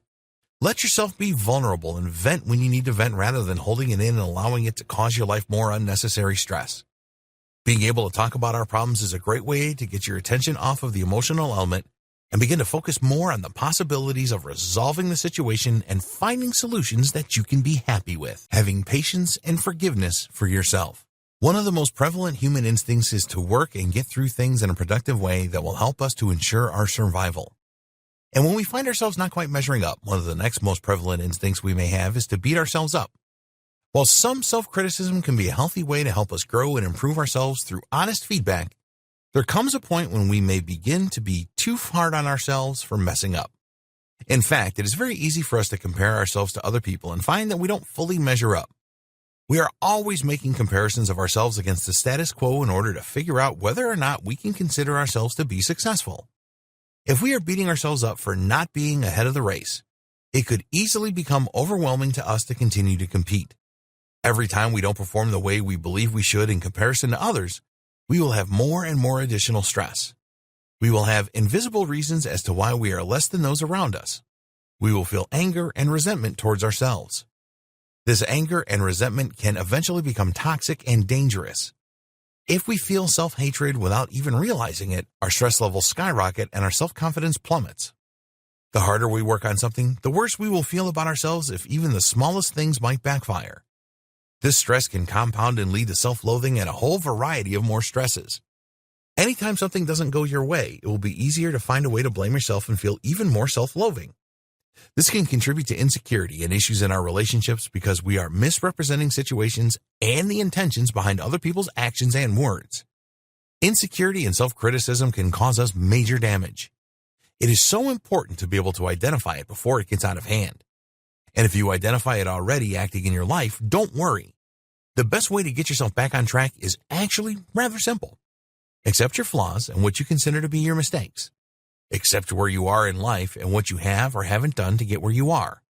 Take all of these things and accept them as a part of your experience and forgive yourself for anything you feel you have done wrong or could have done better. Take these mishaps as lessons and an opportunity for personal growth. If we try to treat every experience as a learning aid, then it will be that much easier for us to focus on the future that we most desire. We can stop beating ourselves up about the past and focus on our goals and staying on a solid foundation. This may seem like a difficult thing to do, but stop and consider the way you treat others. Surely your loved ones have made mistakes in the past and possibly sabotaged their own success as well. Maybe they work very hard and are very harsh with themselves when they don't achieve their desired results. Would you ever advise them to continue to dwell on what they consider to be their failures and weaknesses? Would you want them to treat themselves the way you treat yourself? Or does it seem silly to be so unforgiving of yourself? To the point that it impacts your self-image and may even hold you back from achieving your goals. Treat yourself the way you would treat your own family, the way you would treat your closest friends or a child. Forgive yourself for not always doing everything the way you wish you could, and remember that every day is a new opportunity to make progress in the area you care about the most. Be kind to yourself when you make a mistake. Forgive yourself for things that have been weighing you down, and look at the past for the lessons that it may hold. Think about things you have been beating yourself up about and let it go. Release those things from your life and trust that it is okay for you to start fresh. Everybody deserves that chance. While on the topic, it may also serve you to extend that forgiveness to others as well. If you are holding grudges about things from the past, you are carrying that stress with you every single day. Do what you can to forgive others for how they have hurt you. Not for them or to repair a toxic relationship, but to give yourself the freedom to move on from the situation and make a clean slate where you can move forward unimpeded by the pains of the past. It's worth it. Overcoming the negativity bias and thinking positively. This one may seem like a no-brainer, but there's a lot to be said for the powers of positive thinking. Many of us have a tendency to dwell on bad things and ruminate on the negative events and situations that have happened in our lives. We can all relate to having one bad thing hold us back from enjoying the rest of our days. However, this is not necessary. Yet we do it, and sometimes on a major scale. Without the power of positive thinking on our side, it can be easy for us to become obsessed with the negative events and situations in our lives without giving enough credit to the positive events that have also taken place. It never does good to dwell on the past. The mind has a tendency to remember negative events with much more clarity and conviction than it remembers positive events, but that doesn't mean that there were no positive events or that the negative events was somehow more powerful. It just means that we are affected by the negative things and often have a tendency to ruminate on them. However, the reason we ruminate is to find solutions and to avoid negative situations and people. It is so we can find ways to remain positive and to filter out the things that cause us pain. And if we aren't able to filter out all the things that cause us pain, then what we need to do is accept that those things exist and try not to give them any more power by being affected by them. It is important to our well-being and peace of mind to become self-aware so that we are not losing ourselves in the process of being consumed by the negative things rather than giving the positive things the recognition and appreciation that they deserve. We all have many obstacles, and it can be very difficult to overcome the negative thoughts that we surround ourselves with. However, there's always a positive solution. Even if things aren't going the way we hope they might, it can be crucial to remember that every path can lead to something good if only you have the patience to wait out the storm and the optimism to seek out new opportunities and think outside the box. Too often, we can get caged inside our narrow minds and feel that unless we do things in a very specific way, we will never be able to succeed in the ways we hope. However, being able to adapt is what allowed the evolution of the human species to flourish. We were able to become who we are today because we didn't allow our circumstances to control us. We learned how to control our circumstances. And if you are able to keep an open mind about the things that you are planning and understand that there is a high possibility that things will not go exactly as planned, You can prepare yourself to accept the consequences and remain optimistic as you search for alternatives to the situations that you find yourself in. None of us are going to get everything right the first time. We all learn best through mistakes and trial and error. It is silly to get discouraged by a letdown or a setback when you could easily find yourself seeing new opportunities arising so that you are not as discouraged overall. We all need to remember that just because we have failed at something, it doesn't mean that we are failures ourselves. It means we are simply still looking for the path that will get us where we want in the most efficient manner possible. The second we stop seeing opportunities surrounding us, the sooner we will find ourselves trapped and miserable in the situations that we find ourselves in. There's no reason for us to allow ourselves to feel trapped when there are so many amazing opportunities surrounding us. Everything we do can be a chance to move forward and thrive in our daily lives. No matter what we are hoping to accomplish, it is possible. Whether we have faced several obstacles and have to attempt trial and error multiple times, there is a path to success, and we can figure it out if we try. There is no reason to give up our efforts to do well and succeed in our lives. Besides that, we also have to learn to examine what success means to us. What does it mean to you to be successful? Do you want a lot of money and a nice home? Do you want a good car and a lot of friends? Do you want to be able to network with people who are in positions of power and influence? Whatever success means to you should be personal. It shouldn't be based off of the things that other people have that you want. Truly think about your definition of success and then learn how to make every single day a successful day. Give yourself goals and agendas to work with. Give yourself small, manageable tasks that you can achieve so that you can feel accomplished no matter where you are at in your journey toward your ultimate goal. Every day should be a reason to reward yourself for doing well in your journey. You should be able to see yourself making progress and doing the things that you most want to be able to do. And this doesn't happen overnight. You have to take single steps and take it a day at a time to get to where you need to be. And until then, it is incredibly important to just enjoy the ride. Recognize that where you are at is good enough for now. Learn to love the moment that you are in. Otherwise, reaching for your dreams will become more stressful than ever. You have to be happy to know you are trying. You have to be able to accept where you are at and make a real, solid plan to get where you are going. And you have to believe every single step of the way that the direction you are walking in is the proper one and give yourself the credit that you were due for making this journey in the first place. It can be discouraging to feel like you are stuck in the same place at all times.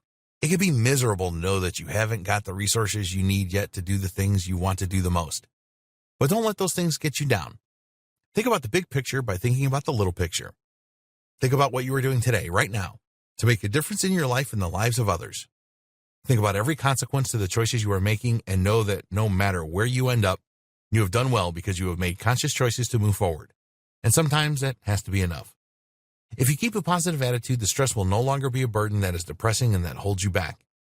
Instead, you'll be able to see things in a positive way and have an advantage over others who do not share in your optimism. You will be able to view your success in a way few others ever have and in a way that will truly help you get where you need to be in order to achieve your goals. Staying positive is one of the keys to true happiness. And to be a success in this world, you have to define your own success and know that the battles you've chosen are ones that can be won in time. Don't expect anything to happen overnight, and you will never be disappointed. Conclusion. Coping with stress can be one of the biggest challenges that any of us face in adulthood.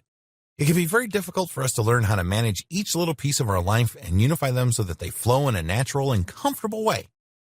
It is safe to say that many of us are not raised in preparation for the burden of responsibility that we grow into. And a lot of us find we struggle more than we feel we should. But don't be so hard on yourself. What you're going through is hard. And even if there are others out there you admire who are apparently equipped with all the tools and who seem to be able to manage more than you can with less stress about it, don't be fooled. We are all struggling in one way or another. Everything comes with a price, and stress is usually the bare minimum. However, coping with stress can be a very simple and an important way to help you move toward the path to success. Using the guides and resources in this training will help you to obtain that capacity. Everybody deserves to have peace of mind, but unfortunately, if we leave that up to those around us, it will never happen. Our peace has to come from within and through very strict self-discipline. If we are letting the things around us affect us too much, then it will be nearly impossible for us to move forward. People in today's world can't afford to let stress overtake them. It is the people who have proper coping mechanisms and who learn to let things go and to stop stressing out about things they don't need to stress out about who manage to really make something of themselves and make an impact on the world. We are all in a position where we have demands placed upon us, and it is dangerous to get caught up in feelings of stress and anxiety. Learning how to cope with these feelings is an important aspect of growing as a person and achieving the things that you need to achieve to succeed in the life you are dreaming to accomplish. There are so many things that we can all do to help ourselves avoid the pitfalls of stress so that we can more easily achieve our dreams. Nothing in life comes easily or simply, and the sooner we accept that, the easier our burdens are to bear. Sometimes it could be as simple as learning to let go of the things that are bothering us before we are able to finally let loose and be happy in our lives and the situations that we face. From exercising to cleaning up our clutter, to saying positive affirmations to ourselves and remembering that our goals are within reach if we are able to keep them in sight, the possibilities for us to manage the stressors in our lives are endless. One thing is for certain, we all deserve to live a life with as little stress as possible. While at times a little bit of pressure can help us to perform well, sometimes it can just be detrimental to our mental health and well-being. Instead of allowing stress to overtake you, remember that you are capable of so much more than you have probably given yourself credit for. Help yourself to cultivate habits that will help you reward yourself with the fruits of your labor and allow you to enjoy a stress-free life. You have earned it, so continue to work toward that future. Coping with stress is possible and within your reach. We can find ways to manage our issues once and for all, with or without the difficulties that are holding us back. We have to be able to separate ourselves from our emotions once in a while and continue to function despite our feelings of stress. By choosing not to dwell on negative situations and indulge our negativity bias, we can utilize the tools in this training to live more productive and stress-free lives. Go ahead and start today. Practical stress-busting secrets. If you take a look around at the world, you'll see that stress, tension, and anxiety impact just about every single one of us, regardless of who admits it or not. Let me ask you a few questions. Have you been late to work recently? Did your boss come in and give you crap because he's in a bad mood and you're an easy target? Did you get loads of work dumped on you by others, causing you more stress? Have you parked your car somewhere only to find some jerk hit your car with a shopping cart? Or some inconsiderate person decided to key your car for no reason? Have you had to deal with rude customers or people in life, and they've made you feel lousy about yourself through the process? Have you been bothered by bill collectors or other debts that are nagging you day in and day out? Are you feeling overwhelmed all around in many different aspects of your life? If you answered yes to any of those, you're not alone at all. Unfortunately, whether you approve of it or not, the world is definitely not a fair place. And in many cases, it's not a nice one either. Some even think that it's becoming worse as years go on. So, why is that? Well, to put it simply, our lives are growing more fast-paced and action-packed, and because of that, most of us aren't able to learn just how to cope with it. After all, nobody really teaches us how to deal with stresses or daily life. In a way, we're just left to power through the issues and drama of every day, all on our own. It doesn't matter what religion, race, gender, age, or anything that you are. Stress and anxiety hits all of us, and we all deal with it in different ways. There's certainly no shortage of books on the matter and topics of dealing with stress and anxiety. Many even look to the teachings of the Dalai Lama for guidance. In one of his books, he addresses the question of how do we solve the great atrocities and wars that we face in today's society? To which he simply responds with, "I do not know," and leave it at that. One of the points he proceeds to discuss is that there's no simple and straightforward answer to this kind of question. This is because most of the major wars were due to one consequence that unfolded into another and so on, until it compounded into a situation where nobody is truly in control and there's no answers to the issues that have risen. Plus, at that point, nobody really knows why the whole thing started in the first place. But how can this happen? How does it get to this boiling point? Well, let's imagine you're driving down the road, minding your own business, when suddenly another driver cuts in front of you, and this results in you having to slam on the brakes suddenly. Talk about a mood killer. Your initial reaction might be to simply curse the other driver under your breath and continue driving. But what if you were already having a lousy day? Maybe you lost your job, or you had a disagreement with your significant other. Maybe the bills are piling up and you're losing your house. Perhaps this is the last straw for you on that day. In this case, you might speed up to the driver, and maybe you'll give him the finger, shout out the window at him, which feeds the altercation. This might end in a car accident or a physical engagement such as a fight. This could escalate into someone becoming severely injured or even death. Then, later one of the family members wants reparations and ends up taking your family or you to court. I know this seems a bit over the top, but it's not far-fetched to believe that things like this happen just about every single day in the world. The reality of it is that you and many others can control the situation's outcome by simply taking control of your emotions and how you feel. By taking steps to remove the stress in your life, or at the very least controlling it, you'll find yourself to be in a situation where you can better control your reactions to the different scenarios that life throws your way. That's why, in this brief but hopefully informative course, I'm going to detail just 10 major things that I've found to help reduce the stress in my life. You can use these however you want, apply them in different ways, and adapt them to suit your life the best way they can. If you want to reduce the stress in your life, then strap yourself in and get ready. 10 tips for reducing stress. In this section, I'm going to cover a handful of tips and methods that you can implement into your everyday life, which will help you better deal with stress and even prevent stress from invading into your happiness. Number 1. Breathe deeply. Practice breathing techniques regularly.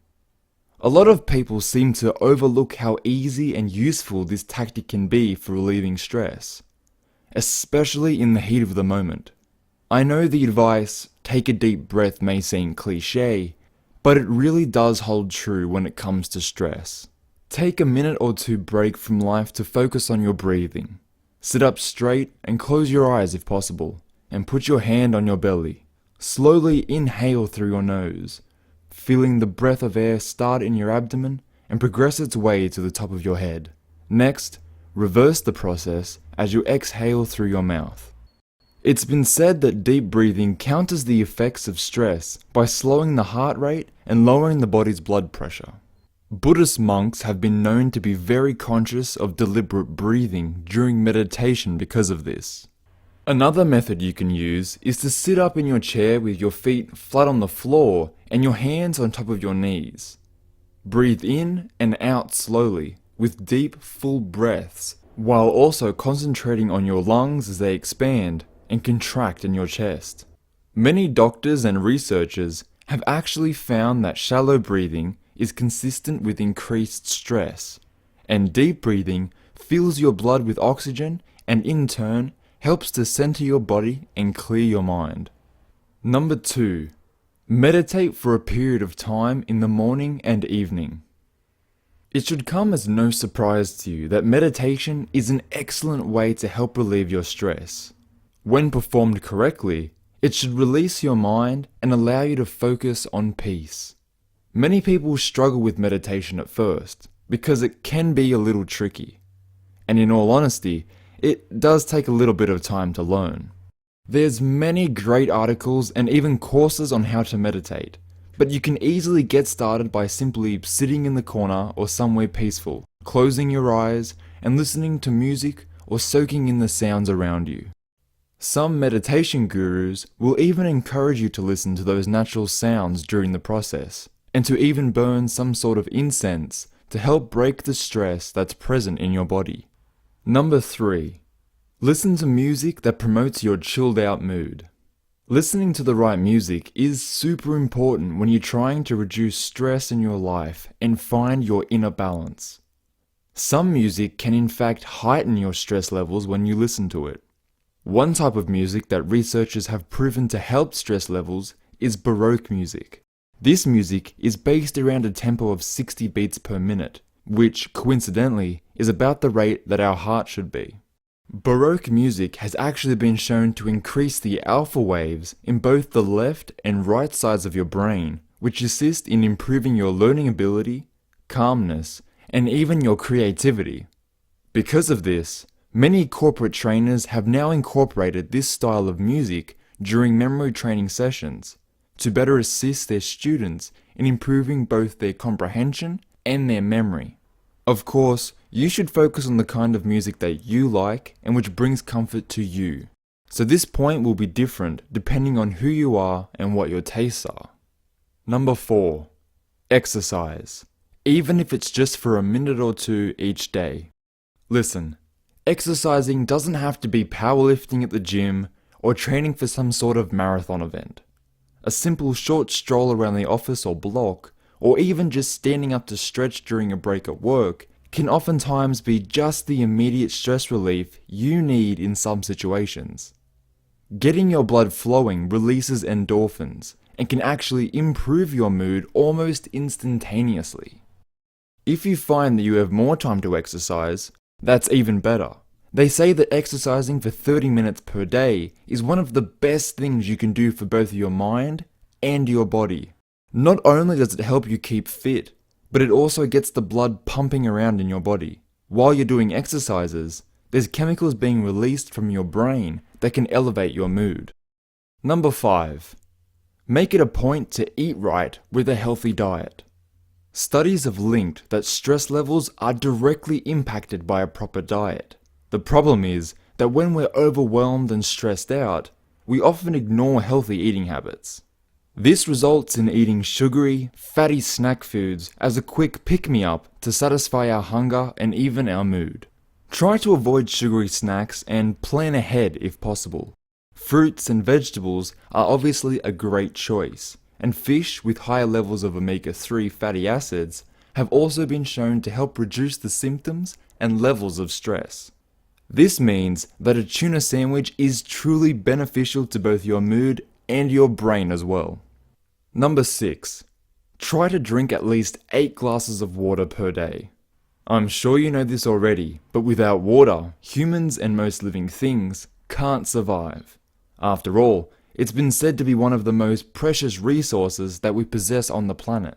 With that said, to maintain your health, most doctors and medical professionals will recommend a minimum of 8 glasses of water per day. This means plain water, as in flavored water or coffee, certainly does not count towards that goal. You'll truly be amazed at how much better you feel and less stressed you become as you hydrate more every day. Number 7. Limit both alcohol and coffee consumption. Alcohol and coffee are both considered great sources of stress, seeing as they both increase the heart rate and make us more prone to stressful situations. If you can, try to limit the amount of coffee and alcohol that you consume each day, and you will almost certainly notice that your level of stress will decrease.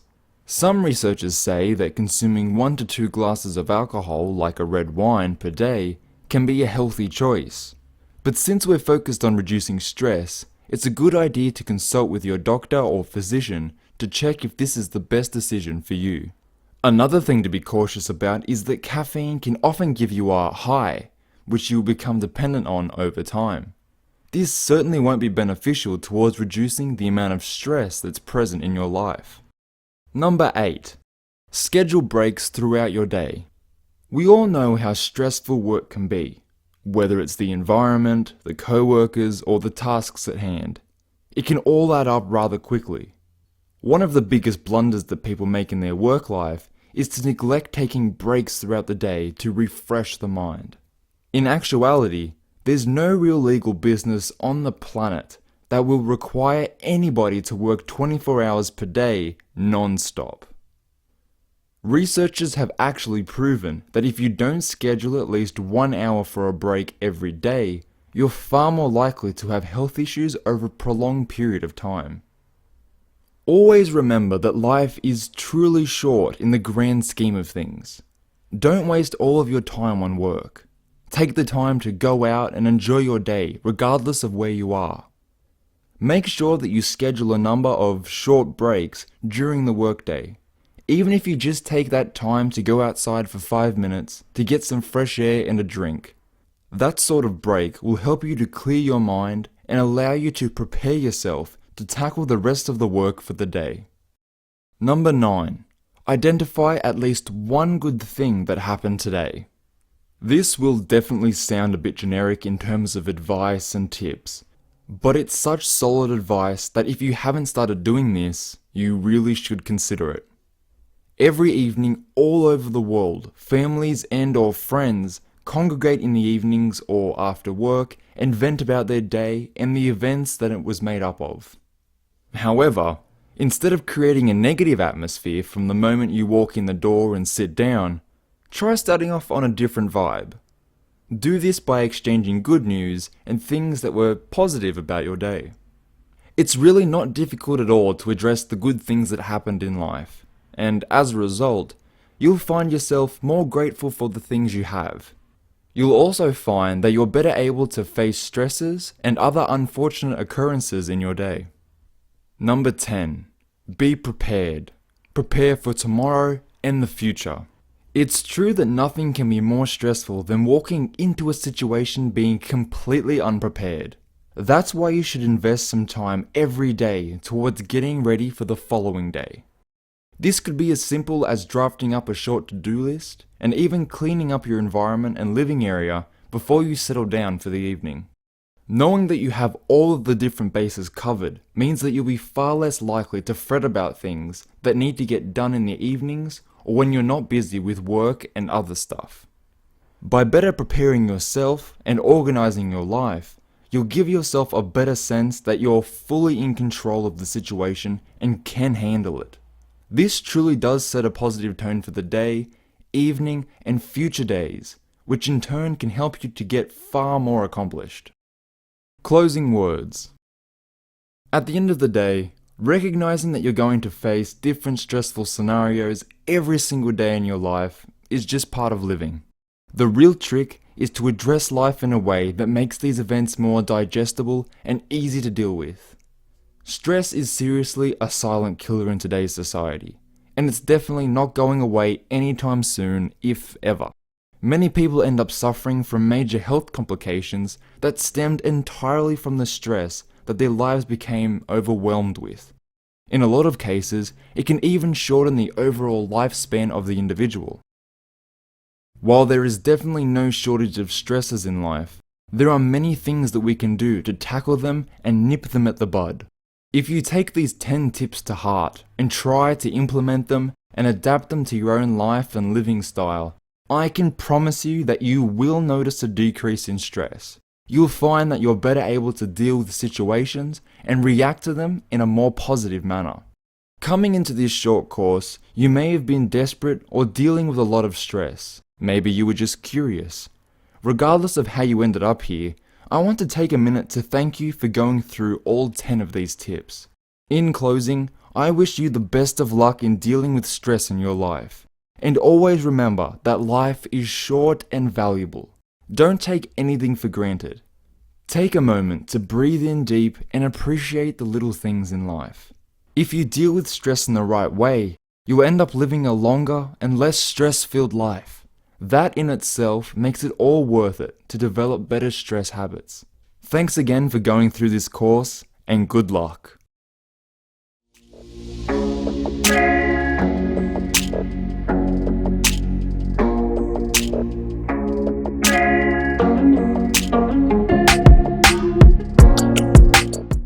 Introduction.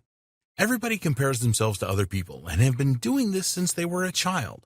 It is a natural thing for people to do because it provides a frame of reference for who they are and where they are in life. The problem is that most comparisons are negative and based on insecurities and fear. This can lead a person to becoming very bitter about another individual and even angry. Negative comparisons like these often damage a person's self-worth because they believe that they are not good enough. Some people use comparisons to boost their ego and to validate that they are great. This can often backfire, and when it does, the person is left feeling angry and bitter, and their self-esteem takes a big hit. People make validation comparisons for quick ego boosts, but these are not foolproof by any means. There are a lot of people that idolize others and end up being overly dependent on them. They dedicate their lives to making these people happy, and can only be happy themselves if they feel they have done enough. In this situation, the person being idolized has too much control of the other person. Not all comparisons are bad, as you will learn in this training. You can use comparisons to improve your life, and you will learn exactly how to do this here.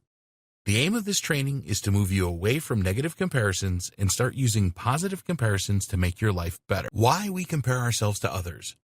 It is a natural thing for human beings to compare themselves to others. We all do it and have done since an early age. But the issue really is about how those comparisons make you feel. If they empower you and spur you on to greater things, then comparisons are very useful. But if, when you are comparing yourself with others, you feel unworthy and depressed, then this is where you need to change your approach. In this book, you will learn exactly how to stop comparing yourself to others to prevent these feelings of worthlessness, and also how you can actually benefit from a comparison. Once you have mastered how to use comparisons in a good way, you will find that you can automatically brush off any negative comparisons. It will not bother you that someone is something you don't. You will be focused on improving yourself and your own life. Take a good look at yourself. We have the capability to take a good look at ourselves and work out who we really are. This is one of those things that sets human beings apart from the rest of the animal kingdom. At any time, we can go into deep thought about our life's mission. We can become inspired to be the very best that we can rather than just drift along in life. So, what is the best way to really evaluate yourself? The answer is that you need to compare yourself to others. That might sound counterintuitive, but it is true. It is no use comparing yourself to your pet dog or cat. They are a different species and will have few qualities that you will want to aspire to. The trick is to make the comparisons benefit you. Most people have standards in their heads that have not come from within but are extremely influenced. Think about the girl who wants to lose a few pounds because she wants to look like the model on the cover of a magazine, or the boy going to the gym because he wants those six-pack abs he has seen in the movies. The trouble with these kind of comparisons is that they have not come from within you. Instead of developing your own standards for beauty, you have let the external world dictate that to you. The Festinger research. Leon Festinger, a social psychologist, started to look into the reasons why we compare ourselves to others back in the 1950s.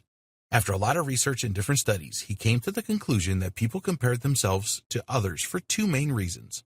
One, as a way to reduce uncertainty in their own life. Two, to learn how they should define how they should be. Festinger called this the social comparison theory, and it was a significant breakthrough in human psychology. The real breakthrough was how he uncovered that people were incapable of defining themselves independently or intrinsically. They have to make comparisons with others to achieve this. The bottom line is that to define yourself, you need to compare yourself with other people. He also made the important discovery that if there is a big difference in ability or opinion between two people, that there was much less chance that a comparison would occur. So, here's an important takeaway from Festinger's work.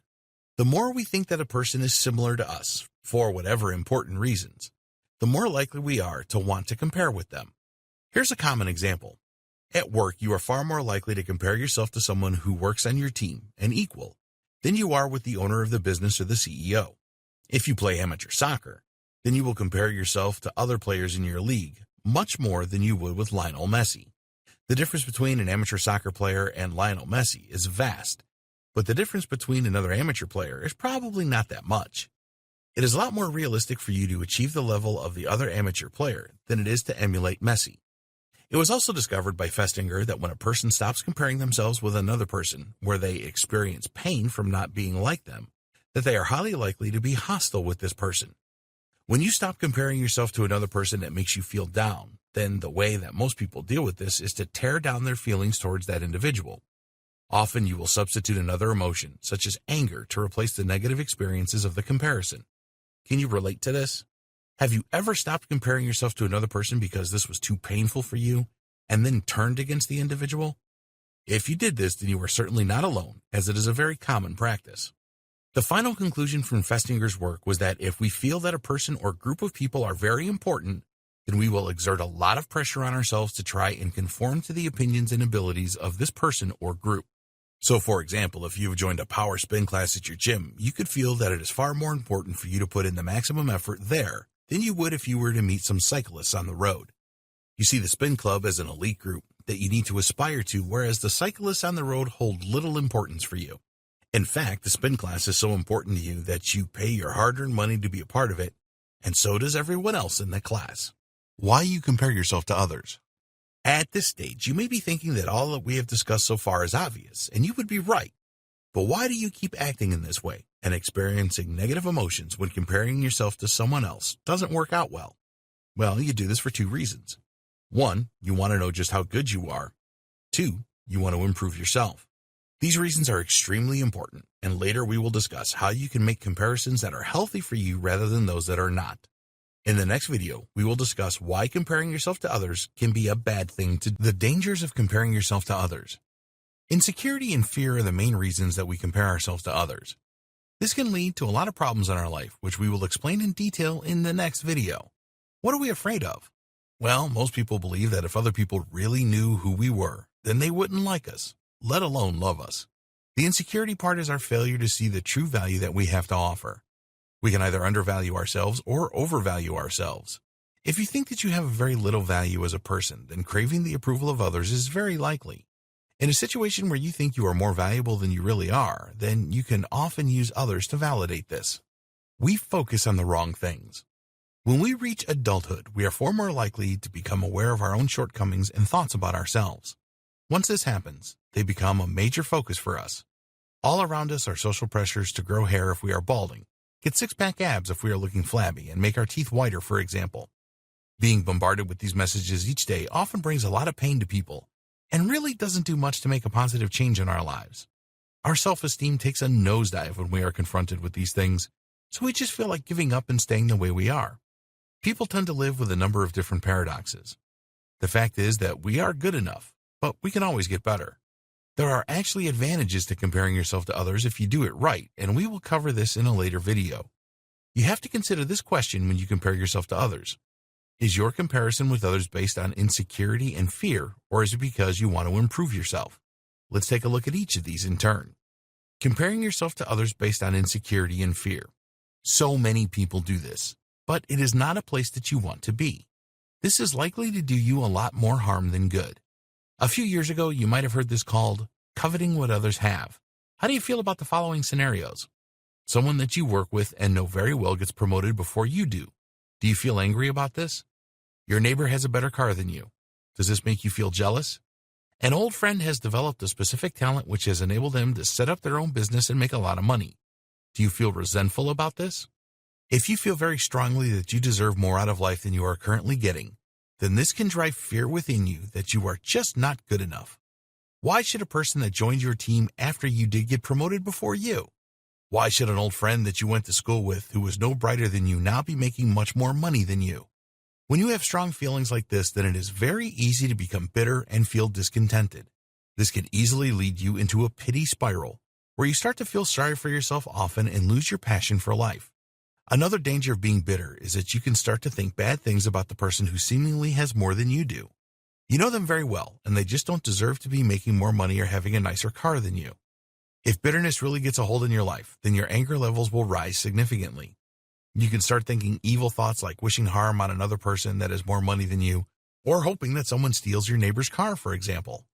Living a life centered around insecurity and fear leads to hopelessness and very little joy. You will become obsessed with the fact that you are simply not good enough, so what is the point of it all? There are examples of this insecurity and fear all around us. You probably know someone who is divorced that totally despises the fact that their ex is now happy with a new person. Instead of focusing on finding the right person to make them happy, they cling on to the past and live in resentment. People that live this way often feel that they will never be good enough and end up just surviving rather than growing and leading a fulfilling life. If you do not escape this kind of bitterness, then you will never truly be happy. Comparing yourself to others based on the desire to improve. Sometimes you just watch someone else performing and just find it completely awe-inspiring. This happens a lot in sports, where a budding young sports star who has to work tirelessly to improve their performance watches an experienced pro who just seems to make it all look effortless. You can use this kind of inspiration to motivate yourself. Seeing a sports star do the things that you want to do effortlessly is usually down to years of experience, but it can really spur you on to work harder and achieve the skill set that this person has. If they can do it, you can do it too.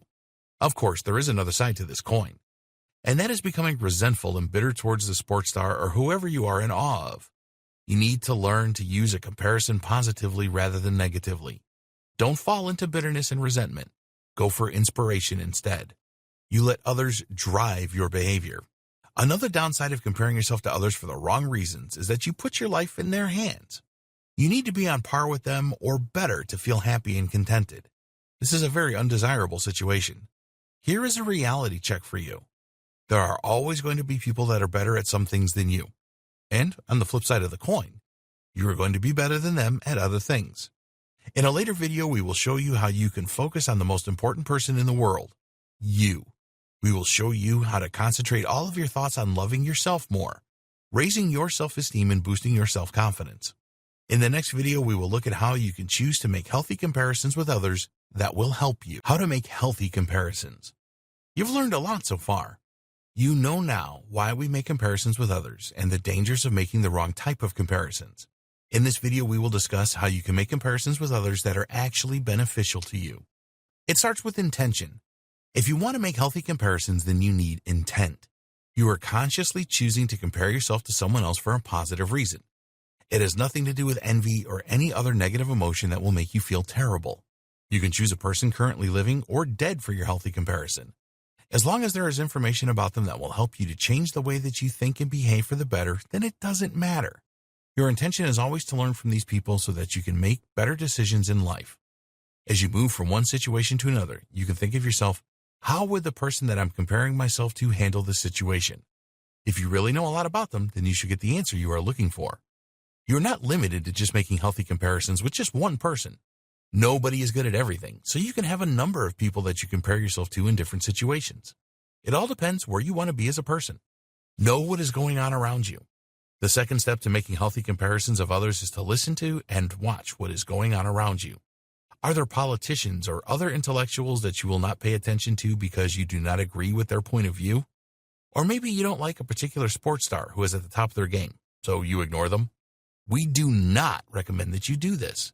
Forget about any biases that you have and be prepared to learn from these people. Listen to what they have to say and watch what they do. It doesn't matter if you agree with them or not. They can teach you some valuable lessons.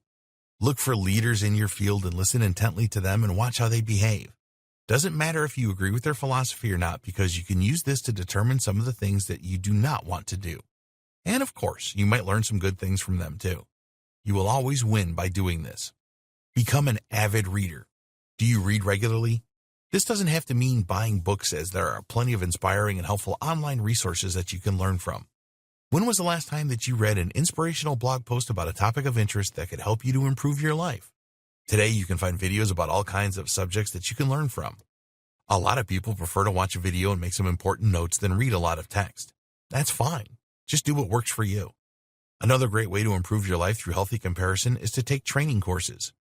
There are tons of free training courses online, as well as paid courses. So identify the training that you need and go find it. An informative and inspiring training course can really give you a boost, so make a commitment to find your course today. Forget about being better than others. A lot of people tend to compare themselves to others to boost their egos. When they do this, they get the satisfaction of seeing themselves more favorably.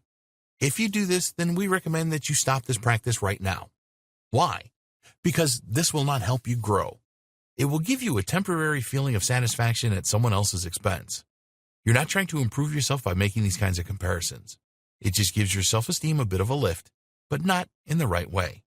When you make comparisons in this negative way, then it is very easy to build up a distorted picture of yourself. There's been a lot of research in this area that shows that people that do this tend to prioritize feedback that makes them look good and more desirable. The same people are not interested in any feedback that identifies their weaknesses or their undesirability. By avoiding this kind of reality, your brain is really playing a trick on you. It is telling you that everything is good when really it isn't. Comparing yourself to others to find out just how good you are is a road to disaster. It will end up making you very miserable because you may not always get the results that you want. Sure, comparing yourself to someone that you know is weaker than you can give you a feeling of superiority, but it can also uncover some of your vulnerabilities that you don't want to know about. When this happens, you are likely to feel shame or even anger. We call this comparison process self-enhancement, and it is a very dangerous game to play. Let's say that you consider yourself to be the best player of a certain video game. You consistently get very high scores and feel invincible. You meet a new person who says that they have never played the game before. They're willing to try to play against you, and you are feeling very confident. The game commences, and this person beats you. How do you feel? You are certainly going to feel some form of shame. Then anger can creep in, and you end up throwing the game controller to the floor. Don't hold on to your self-view. We all have a view about ourselves and how we think we stack up against the rest. Then we use this in our comparisons to gauge whether we are smarter or as smart as someone else, whether we are better looking or as good looking, more talented or as talented, etc.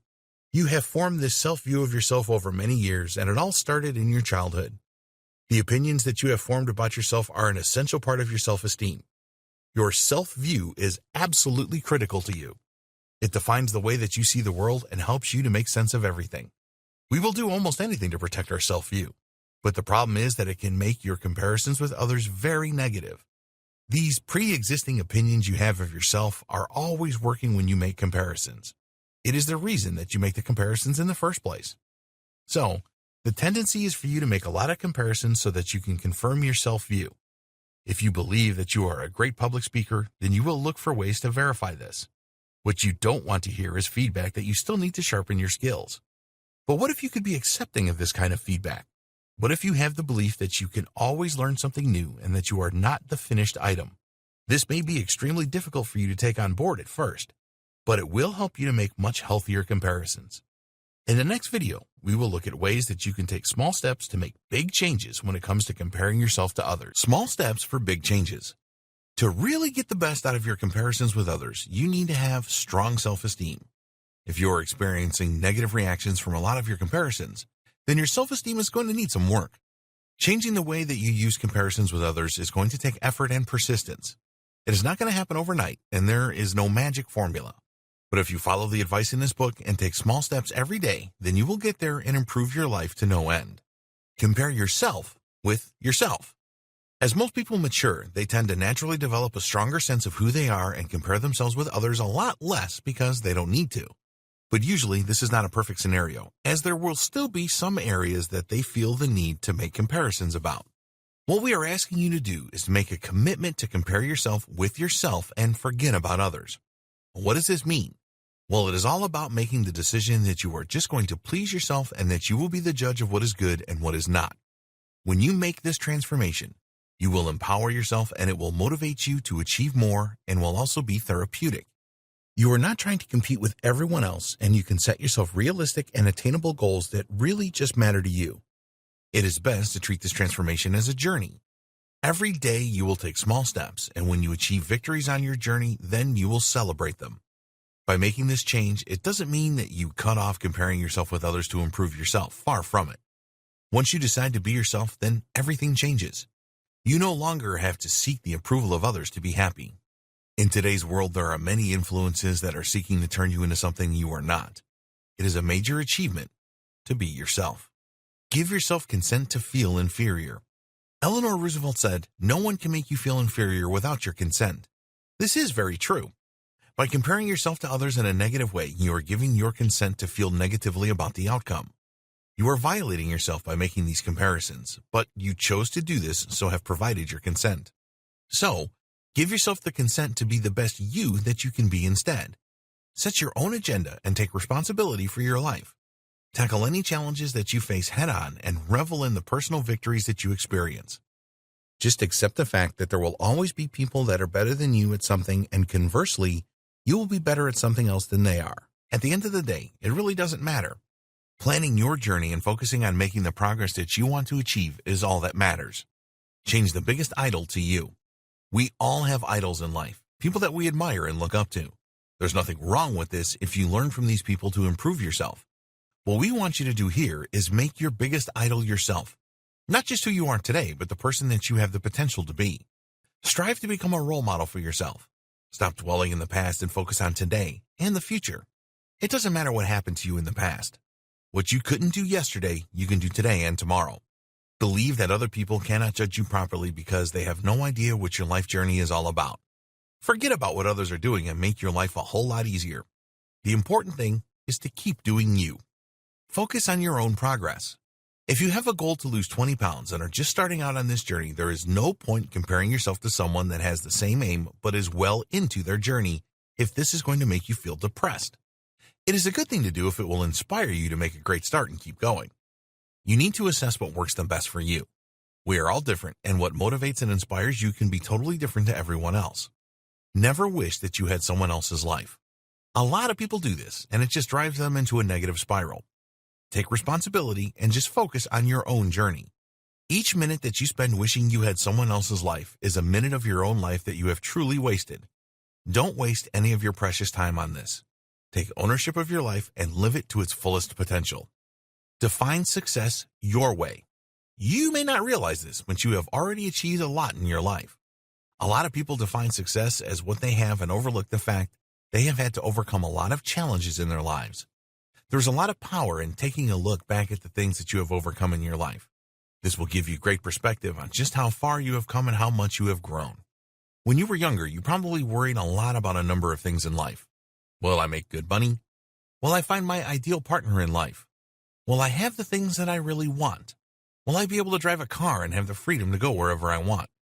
There are many other examples. Did you ever worry about these kinds of things? Of course you did, so think back to how you overcame them and shaped your life to what it is today. You did it your way, so be very proud of that. Resist the temptation to try and achieve the same thing as somebody else. Set your own goals and do things your way. We would always recommend that you learn from others that have achieved what you want to inspire you. But just don't copy other people. Once you have set your goals, then focus on them and don't be distracted. Don't subscribe to the view that the grass is greener someplace else.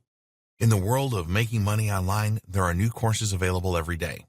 Quite often, there is more than one new method available each day.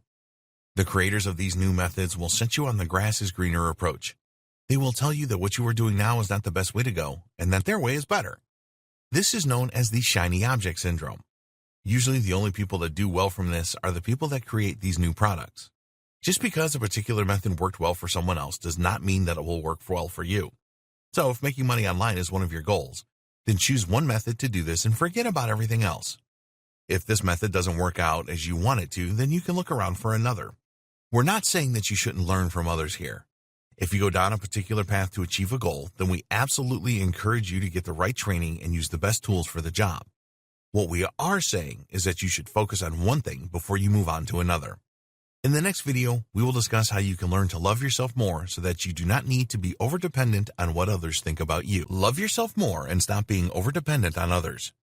We all want to be loved. This is a natural thing. We want to receive love from others and give them love back. The problem is that some people are so focused on pleasing the people around them that they forget to love themselves. Many people believe that they have to stay in a toxic relationship with someone because it is the right thing to do. If you are in this situation, then there is something very important that you need to know. You can never truly love someone else until you love yourself. If you rely on others for self-validation, then your life will never be a happy one. It is essential that you are totally comfortable with yourself and that you have strong self-love. Some people think that self-love is a very selfish thing, and this is why they tend to avoid it. It is not selfish. You need to feel confident in yourself and have good self-esteem if you want to be happy and help others as well. The stronger your self-love, the more likely you are to be happy. And you deserve to be happy. Having strong self-love has nothing to do with ego. It is something that you develop from within. Developing a deep and genuine love for yourself is something that you must do. Stop being overly dependent on others. The first thing to say here is that having a dependency on someone else is not a sign of weakness. If you are in a loving relationship, then you will be dependent on your partner for a number of things. This is a healthy situation. What we are talking about here is overdependence. You need to strike the right balance when it comes to dependency. We all need support, validation, and encouragement from others in our life. Often, you will grow stronger from these experiences in your life. You have the power to give back and help those that you love to grow as well. What you want to avoid at all costs is overdependency. If you are overdependent on others, then it can be very difficult for you to realize your own independence. This can easily spiral out of control to the point where you are obsessing about what another person thinks and feels about you. If you spend all of your time and energy trying to please others, then it is very easy to lose sight of yourself. This can make you feel inadequate and empty and even make you feel that you are not real. Overdependence can come from a variety of places. Your childhood can have a major influence here. Maybe you had a hard time in school or had issues with your parents. The bottom line is that it doesn't matter where your tendency for overdependency came from, you can stop this by loving yourself more. So, here are the steps that you can take to love yourself more and free yourself from overdependence with others. 1. It comes from within. If you are low on self-love and rely too much on others, then realize that the actions that you are taking to strengthen your overdependency all come from within. You hold beliefs that are driving you to perform these actions. The good news is that you can identify these beliefs and change them. So, if you are in an overdependent situation, then start noting down how many times you seek approval from others and what you do and say. Start a journal and write these things down. You need to know what you are up against before you can effectively tackle the problem. 2. Write and use affirmations every day. It is great to receive praise from others, but if you really want to improve your self-love, then you need to pay yourself compliments on a regular basis. This is the best way to develop authentic self-love. It is easy to write affirmations that provide these compliments. When you write them, you can tell yourself that you are a great person who has a lot to offer the world. They are a great way to reinforce the strengths that you have and the goodness within you. You don't need approval from anyone else to write and read your affirmations. Affirmations provide an easy and gentle way to get you firmly on the path of self-love. They will help to improve your self-esteem and develop truly fearless self-love. How you use your affirmations is up to you. Some people like to read them out loud while others like to say them in their head. The method that you use doesn't matter. Using affirmations consistently does. So, commit to reading your affirmations twice a day. Once when you get up in the morning, and again before you retire at night. 3. Take control of negative self-talk. If you are constantly seeking the approval of others, you will have a lot of negative self-talk going on in your head. This can be very destructive, and you need to work on minimizing this as much as you can. You do not want to become a prisoner of your own mind. It is easier than you think to break free from negative self-talk. You need to identify when you are making harmful statements in your head and neutralize these thoughts with positive thoughts. Telling yourself that you are a failure all the time or not good enough is very destructive. It is the antithesis of self-love. Reading your affirmations twice a day is a great way to start your authentic self-love journey. But if you have a tendency to self-criticize often, then you can easily undo all of the good work that the affirmations can do for you. So, the first step to defeating negative self-talk is to spot when you are doing it. An effective way to neutralize a negative thought is to replace it with a positive one. So if you think, I can't do this, then replace this with, I can do anything. It is going to take you time and effort to replace your negative thinking with positive thinking, but it is certainly worth it. Once you become a master at doing this, then your life will become a lot more positive as a result. 4. Challenge external expectations. In the days before the internet, people had to cope with social expectations from family and friends, work colleagues, and other people that had influence in their lives. Now we are constantly exposed to different types of expectations through social media as well. Sometimes these social influences can have a positive impact on your life, but a lot of the time the impact is negative. We do not have the right body shape or wear the right clothes or drive the right car. The list of these expectations goes on and on. Reacting to these external expectations is no different to seeking approval of others and being overly dependent. It is a slippery slope that you want to avoid. The best way to tackle this is to seek approval from yourself rather than an external influence. Decide on what you truly value in life and stick with this. Don't be swayed by anyone or anything else. 5. Be grateful. When you are grateful for what you have in your life, you will shift your thoughts away from negativity. We recommend that you practice gratitude on a daily basis, as it will help you to focus on the positive things in your life. By being grateful each day, you will begin to break down the barriers to loving yourself more. If you have never done this before, then you may feel uncomfortable about doing it. There really isn't anything to worry about, and if you follow the steps below, you will find it very easy to do. At the start of each day, write down 3 things that you are grateful for. These can be literally anything from the fact that you are healthy and have life to the relationships that you have. As you write each of these down, think about how you feel about them. After a few days of doing this, you should notice an increase in your happiness and thankfulness. To really help you with your self-love, it is a good idea to add a positive attribute about yourself each day. For example, you could write, I'm really grateful that I have the courage to overcome problems in my life. Even better, quote a specific problem that you have overcome. 6. Identify your strengths. Focusing on your strengths is a powerful way to improve your self-love and to lessen your reliance on others. You might be thinking right now that you have no strengths, which is why you are in this situation. But this is never the case. If you are someone that is easily influenced by others, then you may find that you have worked to develop skills that really didn't suit you in the past. Perhaps someone with influence in your life encouraged you to learn a foreign language, which was convenient for them. But this was not something that you really wanted to do. Think about the values that you hold. What do you really want out of life? We all have our own unique set of desires. What have you done in the past that is a strength? Do you keep going when others give up? Are you a natural with children? Think about this carefully and write a list of your strengths. We recommend that you use a journal to record your life transformation. So write your strengths down in your journal under the heading, "This is what I am good at," and then create a heading on the next page, "This is what I am going to be good at," which will be the strengths that you want to develop in the future. The strengths that you want to develop are what you want and not anyone else. Forget about others when you write this list. It is all about you. Don't put up any barriers when you are creating this list. Tell yourself that you can do anything and that you can always find a way. 7. Smile. Here is something that is really easy to do. Smiling often is a great step to take in your journey to self-love. Did you know that when you smile, you will change your emotional state immediately? No matter how bad things seem to be, stand up and smile. You'll feel so much better for doing this. Smiling creates a chemical reaction in your brain designed to improve your mood. So make it a routine to stand in front of a mirror and smile. This should certainly make you feel good as your body releases serotonin and dopamine when you smile. Make smiling regularly each day part of your self-love journey. Smiling is not going to fix all of your problems, but it is sure a great place to start. It will give you a lift that you can build upon to help you achieve the things that you want to do throughout the day. 8. Determine your boundaries. If you don't have any boundaries set up, then others will tend to treat you just as they want. On your journey to self-love, you need to set up boundaries with the rules that people need to observe on how to treat you.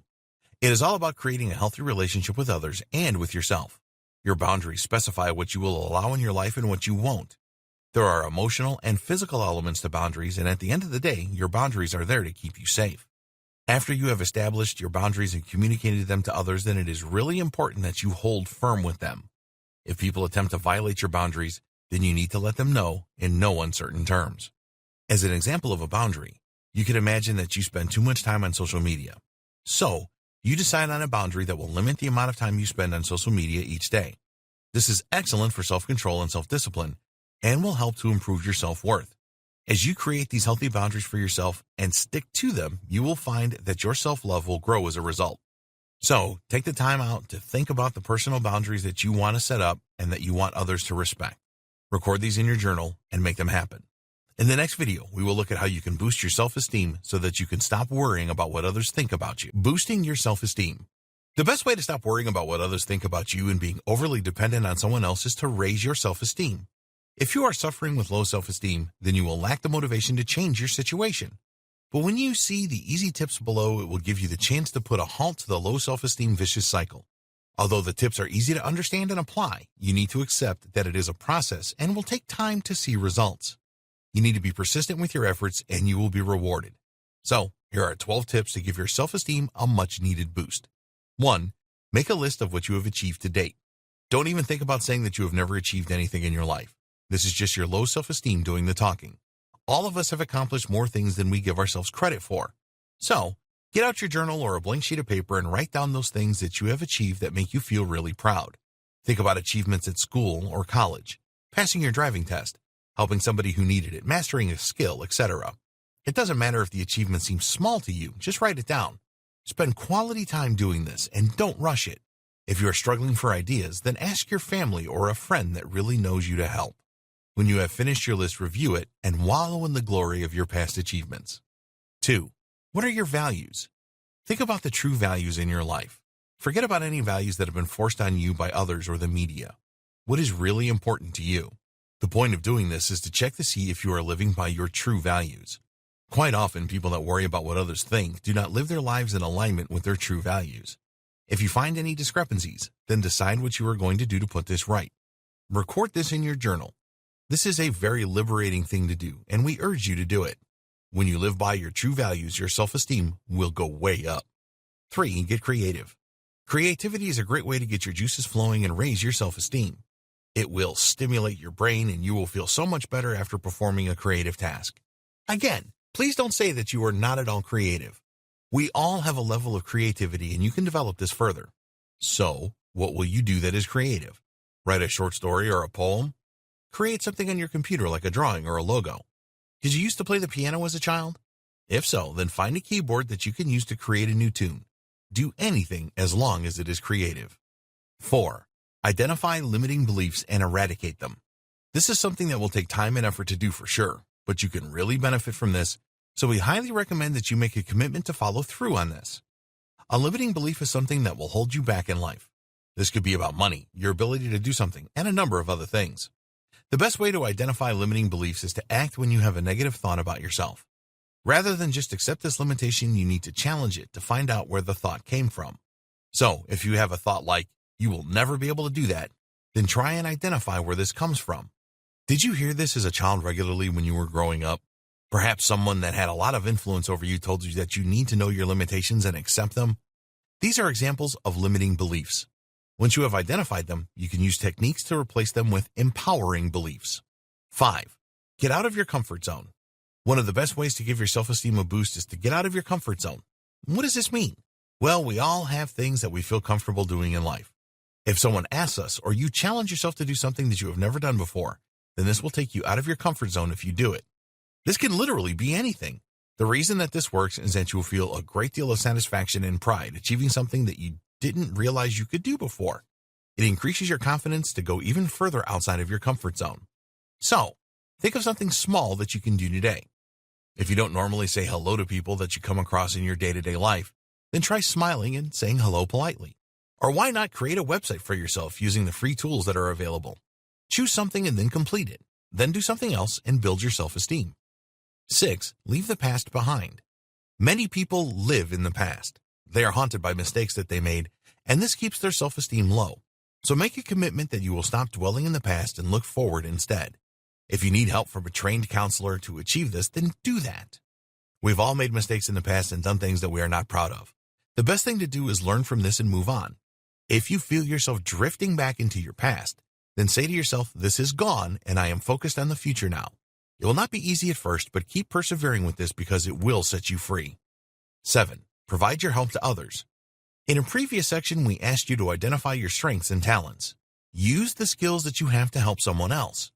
This will give you a warm feeling inside and will do wonders for your self-esteem. Maybe you are good with children and can help others with their parenting issues. Search online for parenting forums and sign up for a couple of them. This is always free. Then find questions raised by other members of the forum and make a post offering them advice. Most people will be very grateful for this and will thank you. Be aware that there are a small number of people on forums who are never grateful or just plain obnoxious and may respond in a negative way to your advice. If this happens, then ignore them.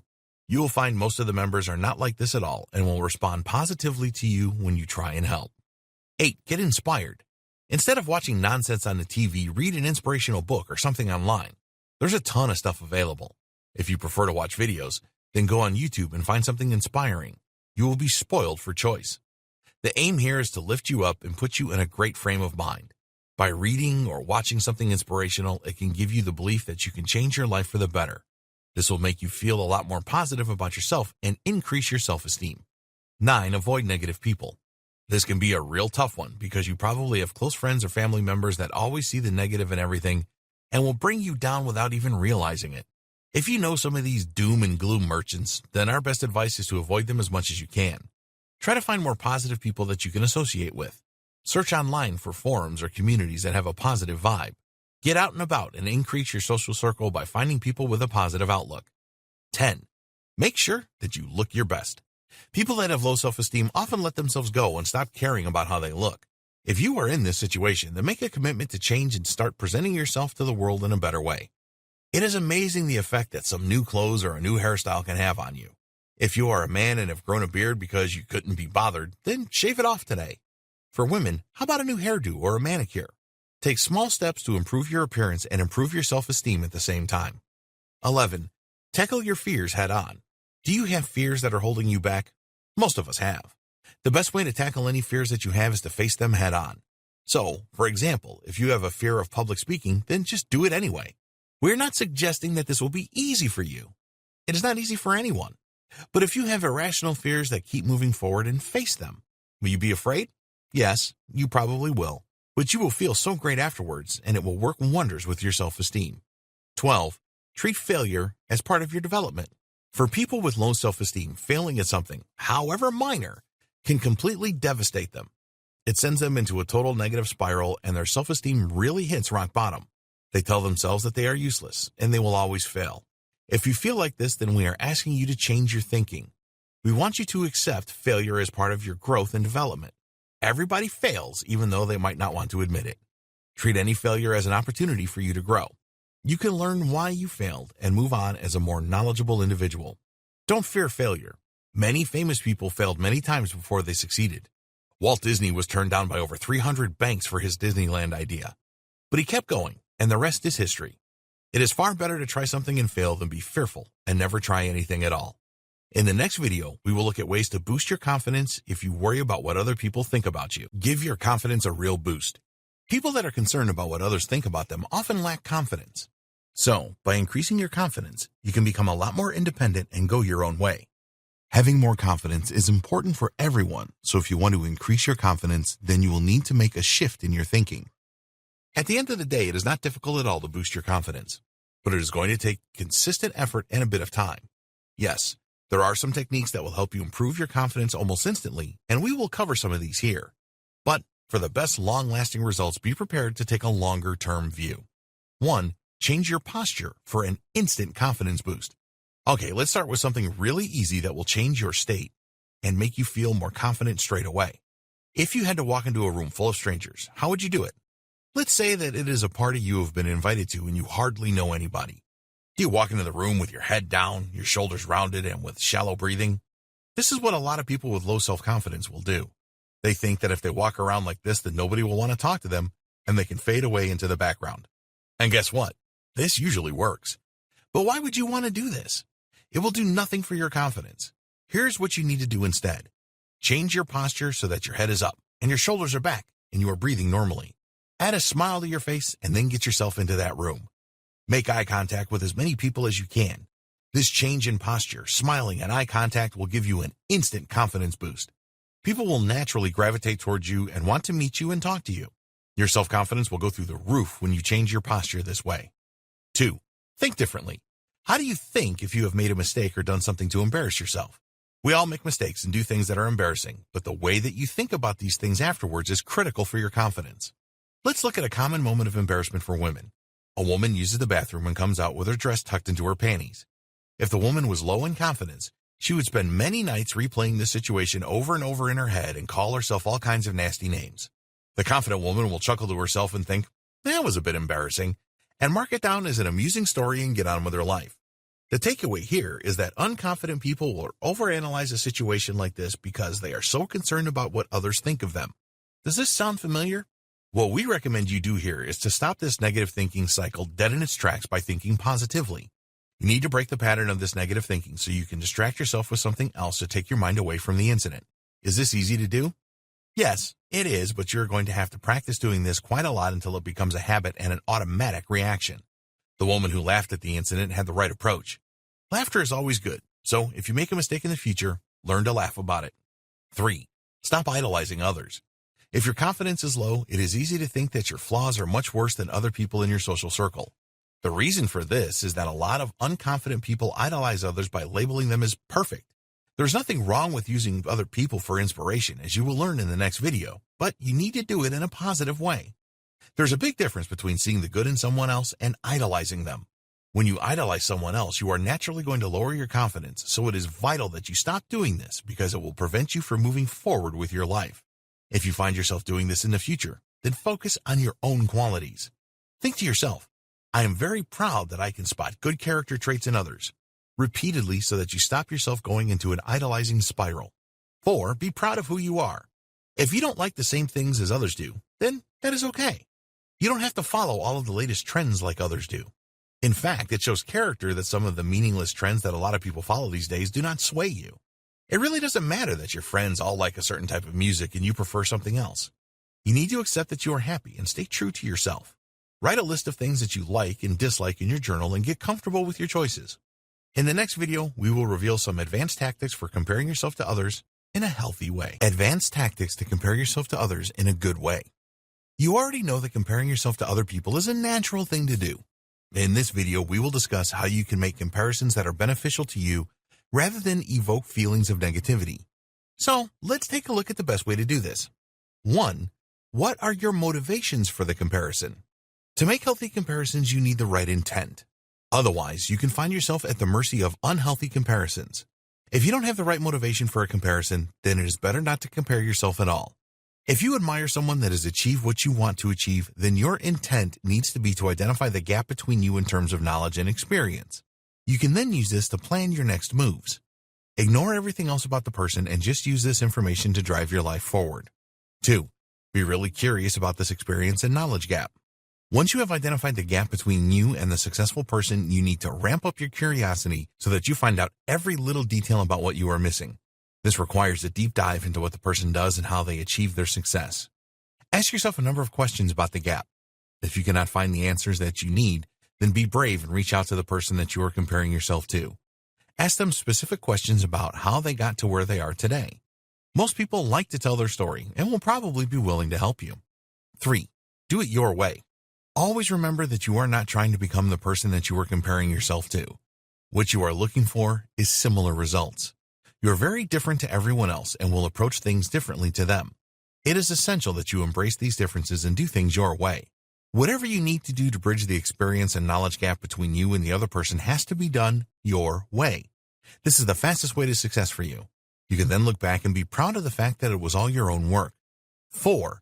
Be prepared to make the effort. If you really want to achieve similar results to the person who you are comparing yourself to, then you need to be prepared to put in consistent effort. There is no magic button to press here. Don't think that you cannot achieve what they have. It just takes a lot of hard work on your part. They are human the same as you. When you develop a work ethic, it will drive you to success. Hard work is a term that most people have difficulty with these days, but never take this attitude. Having to work hard to achieve something is a lot more satisfying than having something that you achieved easily. In the final video, we will share with you the best practices for comparing yourself with others. Comparing yourself with others' best practices. You have learned a great deal going through this training. To help you to move forward in the best possible way, we have 7 best practices for you that we strongly recommend that you follow. So, let's get into it. 1. Always use comparisons to improve yourself. You can derive a lot of benefit by using comparisons with others to improve yourself.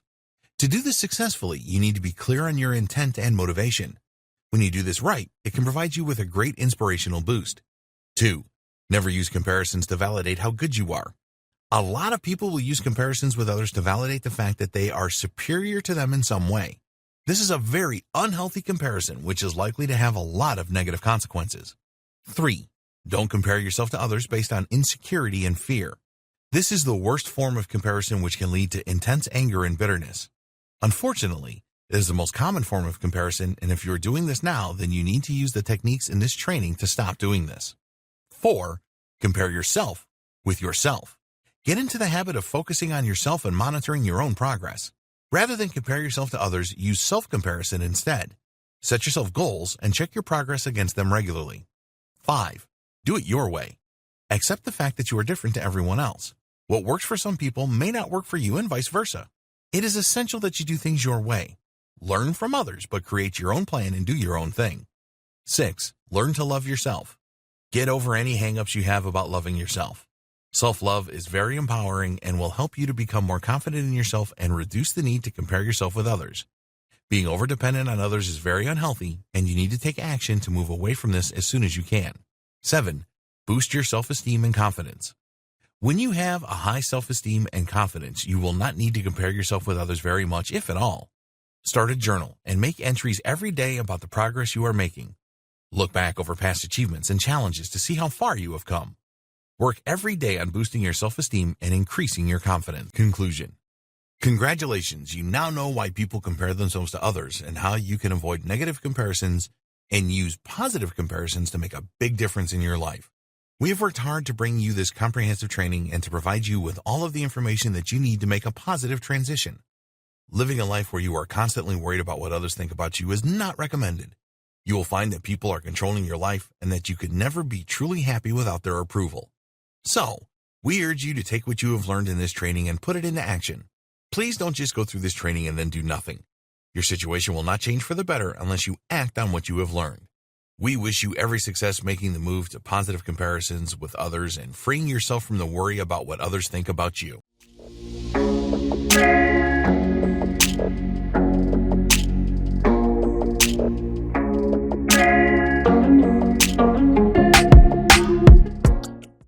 Pause for 2 seconds. Do any of these statements sound familiar? You worry too much. You must drag yourself out of the bed every morning and often wake up feeling sad for no obvious reason. You're disposed to making negative predictions. You worry about the worst that could happen in any situation. You take negative feedback very personally. You're your biggest critic. You avoid people more than you should. Anything less than perfection feels like failure. If they do, then there's a chance that you're experiencing some degree of anxiety and/or depression. Unpleasant feelings are a part of our daily lives. They are there to teach us a lesson. Once we've learned our lesson, they often move on, but might come back with another lesson later. As a result of these experiences, you're likely to feel sad and stressed. These are perfectly normal emotions to go through from time to time. Everyone feels low and apprehensive about something or the other at some point in their lives. But when these unpleasant emotions begin to consume you, if they begin to interfere with the very forces that make up your daily life, then we want you to know that you must act. Fortunately, these feelings can be healed. They can be made to shift to a more positive and constructive space. And we are here to help. The Anti-Anxiety Formula course has been created with this especially in mind. We give you a wide range of skills and tools, practice opportunities too, to help manage and overcome your anxiety. This video is filled with questions that help you reflect and find answers for yourself.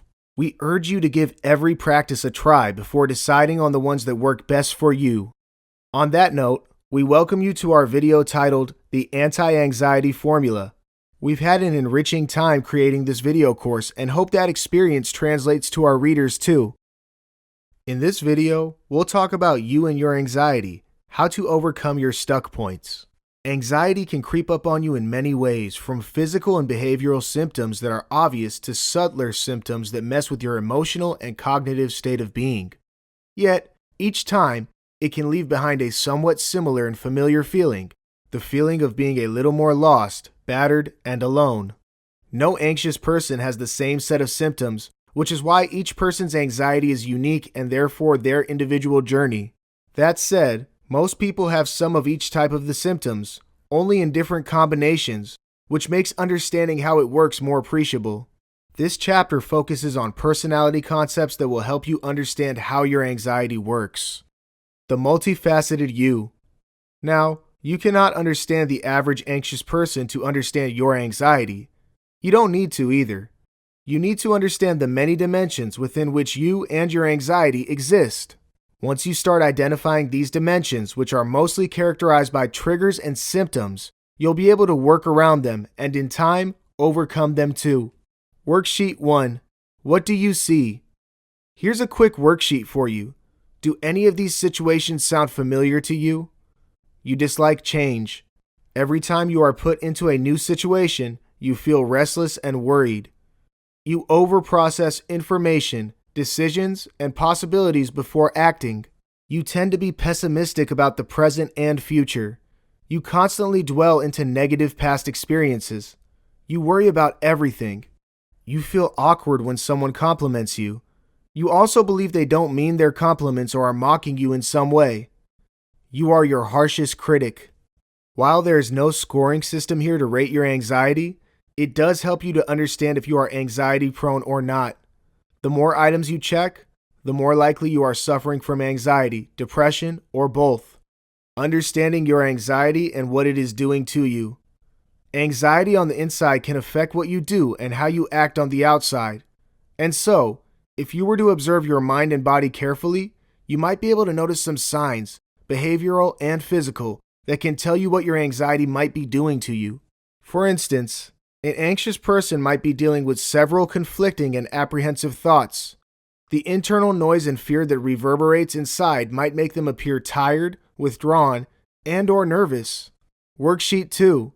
What does your behavior say of you? Check off statements that apply to you. I find myself crying for no reason.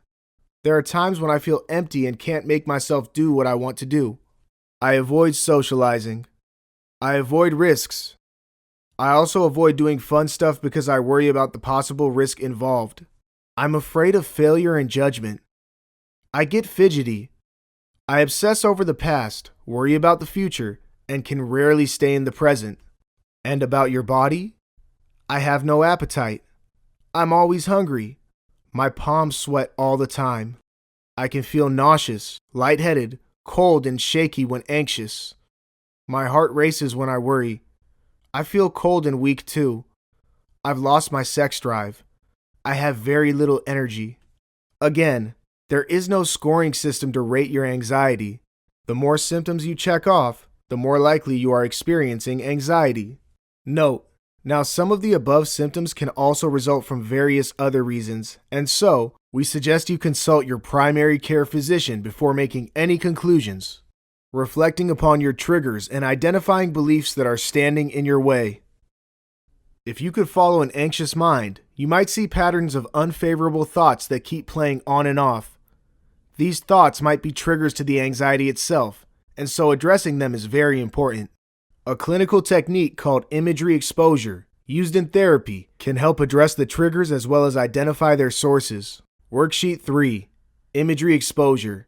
Sit with yourself and truthfully reflect on any unfavorable thoughts that play in your mind, the thoughts that stop you from concentrating and being in the present, the ones that you want to forget but cannot, and the ones that you might have kept buried and might not necessarily like to share with others. You can also reflect on any worry thoughts, the ones that haven't happened yet, but you fear. Recall the sights and sounds of the situation as if it were happening in front of you, as we speak, in as much detail as you can. Bring the image of the embarrassment, avoidance, worry, fear, hurt, and/or guilt vividly to mind. Deliberate on the image, living the experience thoroughly once. Let the thoughts stay with you until they decide to leave you at their will. Repeat this exercise once every day for as long as you want. As you progress further, you'll begin to see reasons.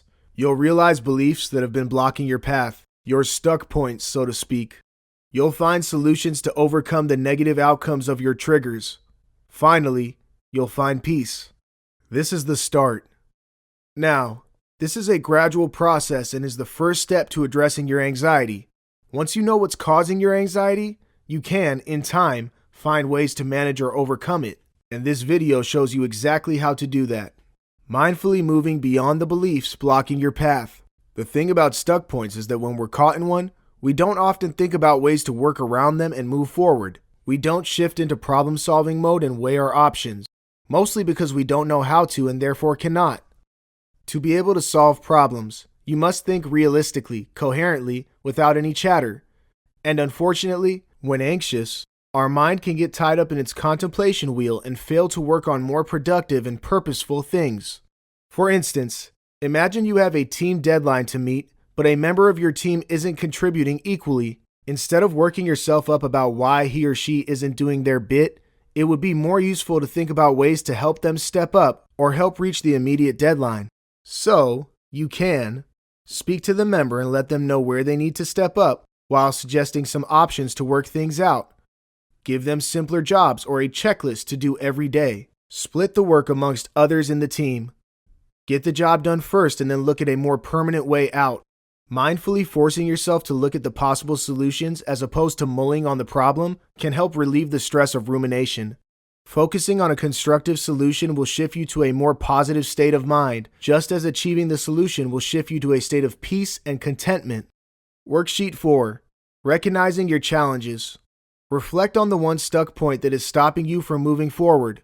Define your best 3 realistic solutions. Keep them simple and achievable. Decide what you need to act on them. Decide how long you need to gather these tools. Start working towards these goals. Where to next? At this point, you should pat yourself on the back. You've made progress and are a step closer to understanding and managing your anxiety. The next few chapters discuss aspects that go a little beyond your thoughts. It dwells on areas such as your mind and your body and their role in your anxiety. Take a moment to pause now and then. Stay in the present. This is your reality. Where do you want to be? Okay, let's start preparing for your future. In this video, we'll talk about your mind, your body, how to face your inner demons. If you're watching this video course, you probably experience anxiety in one form or the other, but don't know where those feelings come from. This is completely normal and is a sign that you are ready to understand the origins of your anxiety and ready to work your way around and overcome it. This chapter shows you how to address your mental and physical battles while digging deeper into the source of your anxiety, your inner demons, so to speak. Putting events, emotions, and vibrations together. The confusion and anxiety you feel today could be the result of seeds planted in your past. And so, dwelling into your past, into memories that you perhaps would otherwise like to avoid and forget or have consciously erased from your mind, can help piece together the source of your anxiety. Disclaimer: some of the memories you revisit through the questions put forth in this video may evoke unexpected reactions, and that's completely normal. You may feel slightly uncomfortable, and that's normal too. As unexpected and unpleasant as they can be, they are important as they may lead you to the origins of your problems. That said, if you become overtly overwhelmed, you may stop the exercise and seek professional help. We recommend you also have someone who can have your back. Worksheet 5. Review your world. Many times, people with anxiety know they are experiencing anxious feelings. They can tell you how they feel, but don't know why they feel a way. That's why journaling can be such an important tool to help address and overcome anxiety. Daily, for 2 weeks at least, mindfully observe your thoughts, emotions, and bodily reactions.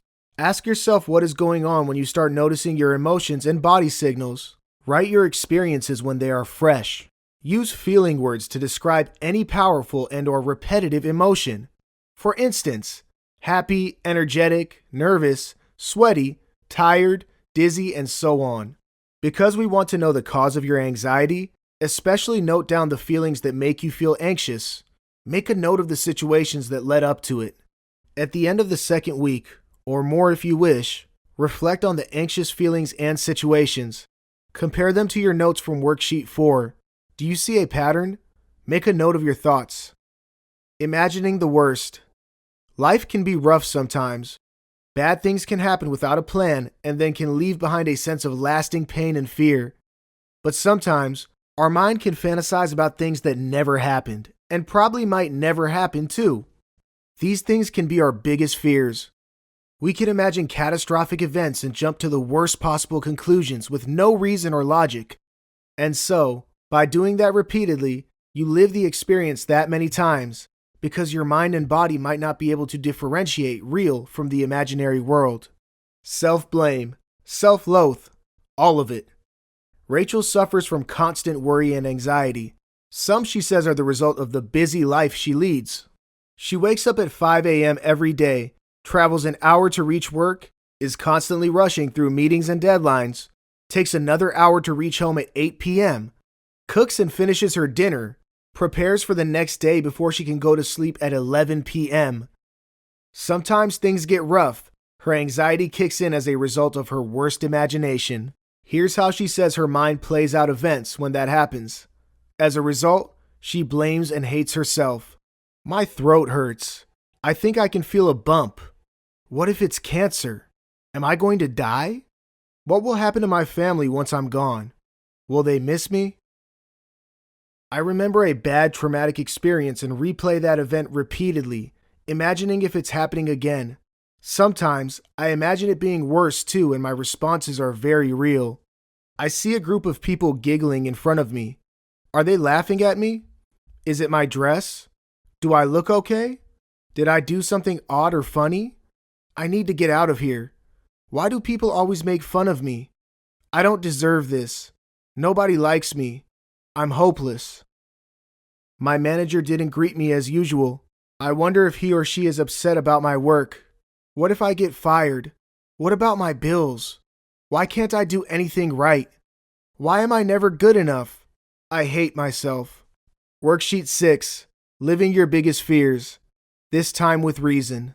Decide to live your biggest fears once again, this time more mindfully. Take one fear at a time, and if there are many, then move over to the next fear only after you've completely made peace with the previous one. Sure, this might take time, but the positive effects can last a lifetime. So, don't rush. Again, decide whether you want to have someone around to watch your back. Sit with yourself when you're feeling most secure and comfortable. Remind yourself that what you are going to experience isn't real. Remind yourself to disconnect from emotional trauma you are knowingly going to put yourself through. Remind yourself of the purpose of this exercise. You want to dig deeper into your fears and understand what you are learning from it is. Once you recognize this, you can work on the learning and the suffering will gradually decrease. And when you're ready, go through the experience, your biggest fears, the worst possible situations, your inner demons, so to speak. What is it that keeps troubling you? Why do you keep inviting this experience into your life? Is there a lesson? What's the worst possible? Okay, that happened. Can it get worse? Imagine that too. Live the experience all the time, telling yourself that this isn't real and isn't happening now. Again, when you're ready, bring yourself back to the present and reflect on your thoughts and emotions. Write them down when you are ready. Repeat this exercise whenever you are ready for it and until the time you've made peace with the fear and can move on. The best way to gain perspective is to mindfully talk to yourself as you experience the rush of fantasized images. Now that you know that that can happen, the next time you catch yourself doing something like that, tell yourself, this isn't real and it's not happening now. Whatever happens, I can cope. I am going to stop causing my suffering. I am doing great. I've got this. I love myself. I feel great. Connecting them with your mind and body. Remember, you can manage and even overcome your anxiety by learning to feel better with introspection. Ask yourself as many questions about your anxiety. Persist because deep down, you have and know the answers. Observe your relationship with your feelings, thoughts, and your body's responses to them. Track them and talk yourself to a better, calmer, and panic-free state of mind. Yes, you can. Worksheet 7. Talking yourself out of anxiety. Each day, record events that made you anxious. Elaborate and specify the event as well as your thoughts and bodily reactions to it. Use feeling words to describe your emotions. Go through the experience and decide to make peace with it. Keep telling yourself that the present is great and the future will be even better. Work on your feelings. Talk to yourself. Gather support from others if you want to. At the end of every week, look back on your tracker and evaluate your progress. How are you feeling? As you work through the exercises presented in this video, you should become more aware of your anxiety, the reasons for it, as well as how your body reacts to events in your life. The more knowledge you gain, the better you can understand and manage your anxiety. So, keep at it. In this video, we'll discuss overcoming resistance to change. Being watchful, precautious, and reflective while taking your time to do important things might have their advantages, but if your habit is inching more towards procrastination, then it could be that you are resistant to change. And frankly speaking, you are not alone. Most people, in some way or the other, are resistant to change because of the level of uncertainty it brings with it. Recognizing any resistance to change. Truth is, most people hold many assumptions about change. They resist it because it is unknown and therefore frightening. It takes effort to act on changes, and some aren't so keen on putting in that effort. Some don't believe they can see the results they seek, and so why try?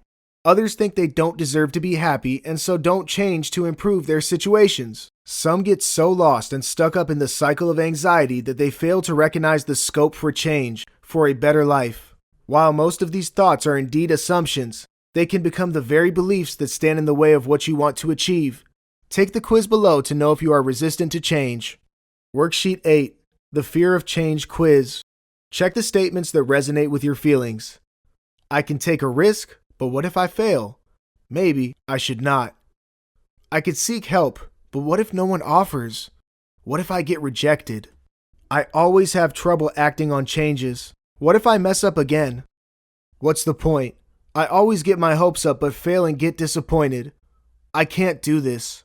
I'll never change. Why try? I don't want to fail again.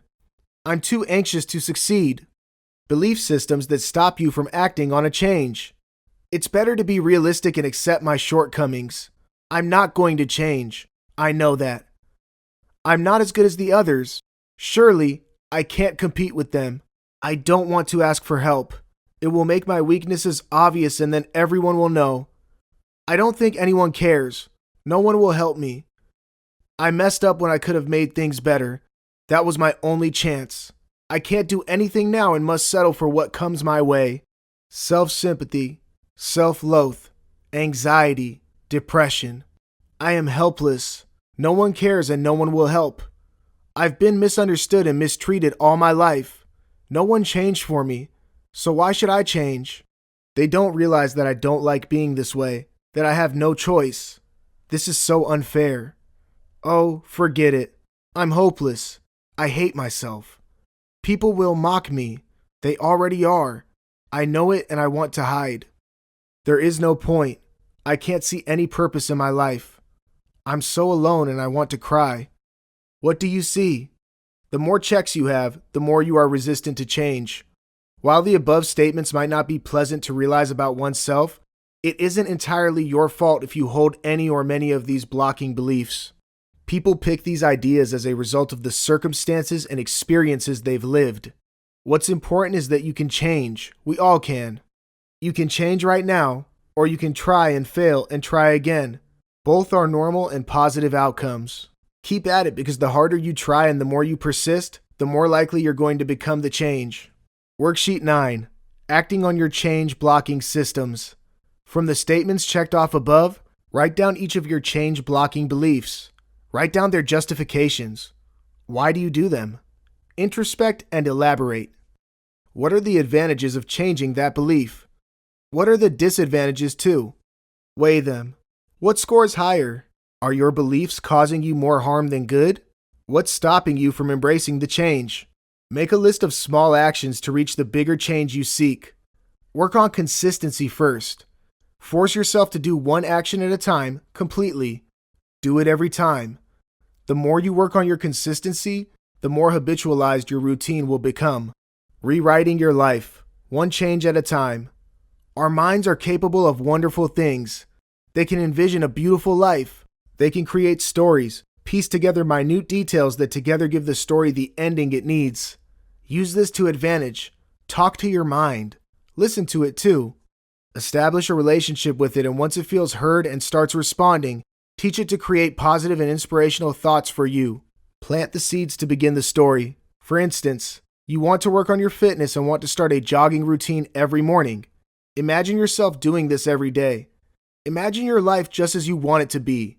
Remember to be realistic in your narrative, so keep the struggles too, because when you do, you give your mind a heads up of what might come its way. Think about the success you are going to achieve.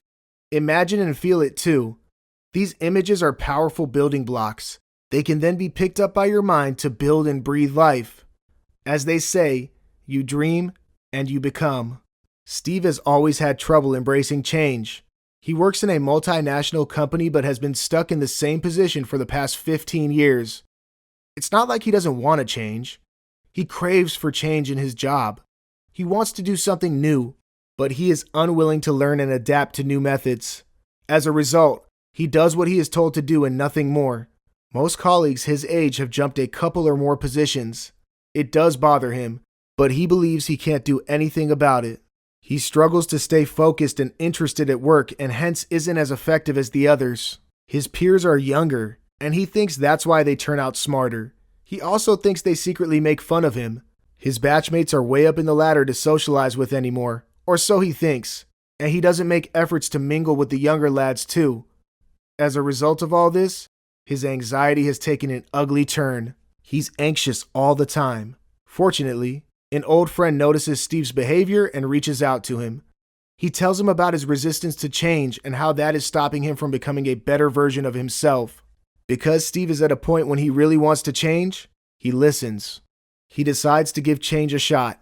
He makes plans and decides to act on them, one change at a time. He also reaches out to his family and other friends for support. They all want to help and do their best to keep him motivated. 2 years down the line, Steve is a complexly transformed person. He works harder and smarter and even mingles with all his colleagues. He's made plenty of new friends and enjoys his weekends with family. He's going to complete his master's from a prestigious university and is looking forward to the new prospects that will bring him. Steve is happy. He hardly feels anxious anymore, and when he does, he knows how to stay on top of it. His family and friends are happy for Steve and love spending time with him. Well, like Steve, you too can rewrite your current life script. You can become the change you always wanted to be. The time is now. In this video, we'll talk about reflection, how to arrive at acceptance and move on from there. Managing and overcoming anxiety takes work, a lot of work through self-observation and introspection, which is why this video is filled with worksheets that help you ask the right questions and as a result find the right answers. This process isn't easy. It isn't quick either, but we guarantee that the rewards are long-lasting and worthy. In this chapter, We speak about reaching a place where you can accept your current situation and plan. We provide guidelines that help you reflect and reassess your situation, the reasons for it, and ways to manage it too. The first step to the process is to monitor your body's responses to events that bring on your anxiety. This step is vital because sometimes people don't realize they're going through an anxiety attack until they begin to experience some physical components of it. Once you are physically aware of what your body is going through, you can track your feelings and observe their relationship with each other. Finally, we show you how to become more aware of your present state of mind. We show you how to accept it and move on from there. Understanding your body signals. Daisy is a bit taken aback when her doctor diagnoses her with anxiety. Her doctor suggests she spend more time listening to her body, and so she tries to understand her body signals by writing down unpleasant physical sensations as she experiences them. What she discovers over a week surprises her. She realizes she is experiencing some of the telltale signs of anxiety. She decides to take control of it, and with the guidance of her doctor starts tuning in to find a way out of her dilemma. Worksheet 10. Tracking your body's signals. Here is a list of common bodily symptoms and signs of anxiety. Keep a track of any signs you experience for a week, along with the day you experienced it and the situation that led up to the experience. Now, some of the symptoms might be like that of an illness. If your symptoms are indicative of an illness, then consult your doctor for advice. But if your symptoms are a result of your anxiety, then you're likely to have an emotional thought that led to it. Increased heart rate, difficulty in breathing, stomach discomfort, headache, dizziness, sweaty hands, palms, feet, forehead, lightheadedness, tightening of chest, feeling disoriented, feeling nauseous, feeling lonely and sad. At the end of each day, review your notes. Take time to think about what you feel. Write your feelings. Minding your moods. After you become more aware of your body's signals, you might be able to connect them with your changing moods. Track your moods every day for a week. How do you feel when you are happy? How do you feel when you think you are feeling anxious? What is your mood like? How do you react to emotional situations? Can you identify it as you experience it? What are your thoughts at such a time? How much control do you have over your thoughts and responses? Your moods too. Worksheet 11. Mood Tracker. Each day, circle all the feeling words mentioned below that describe your emotions. Think and describe your mood and behavioral patterns at such times. Describe the situations that led to it, your thoughts when you were experiencing it. Simply observe and describe your thoughts and reactions during the first week.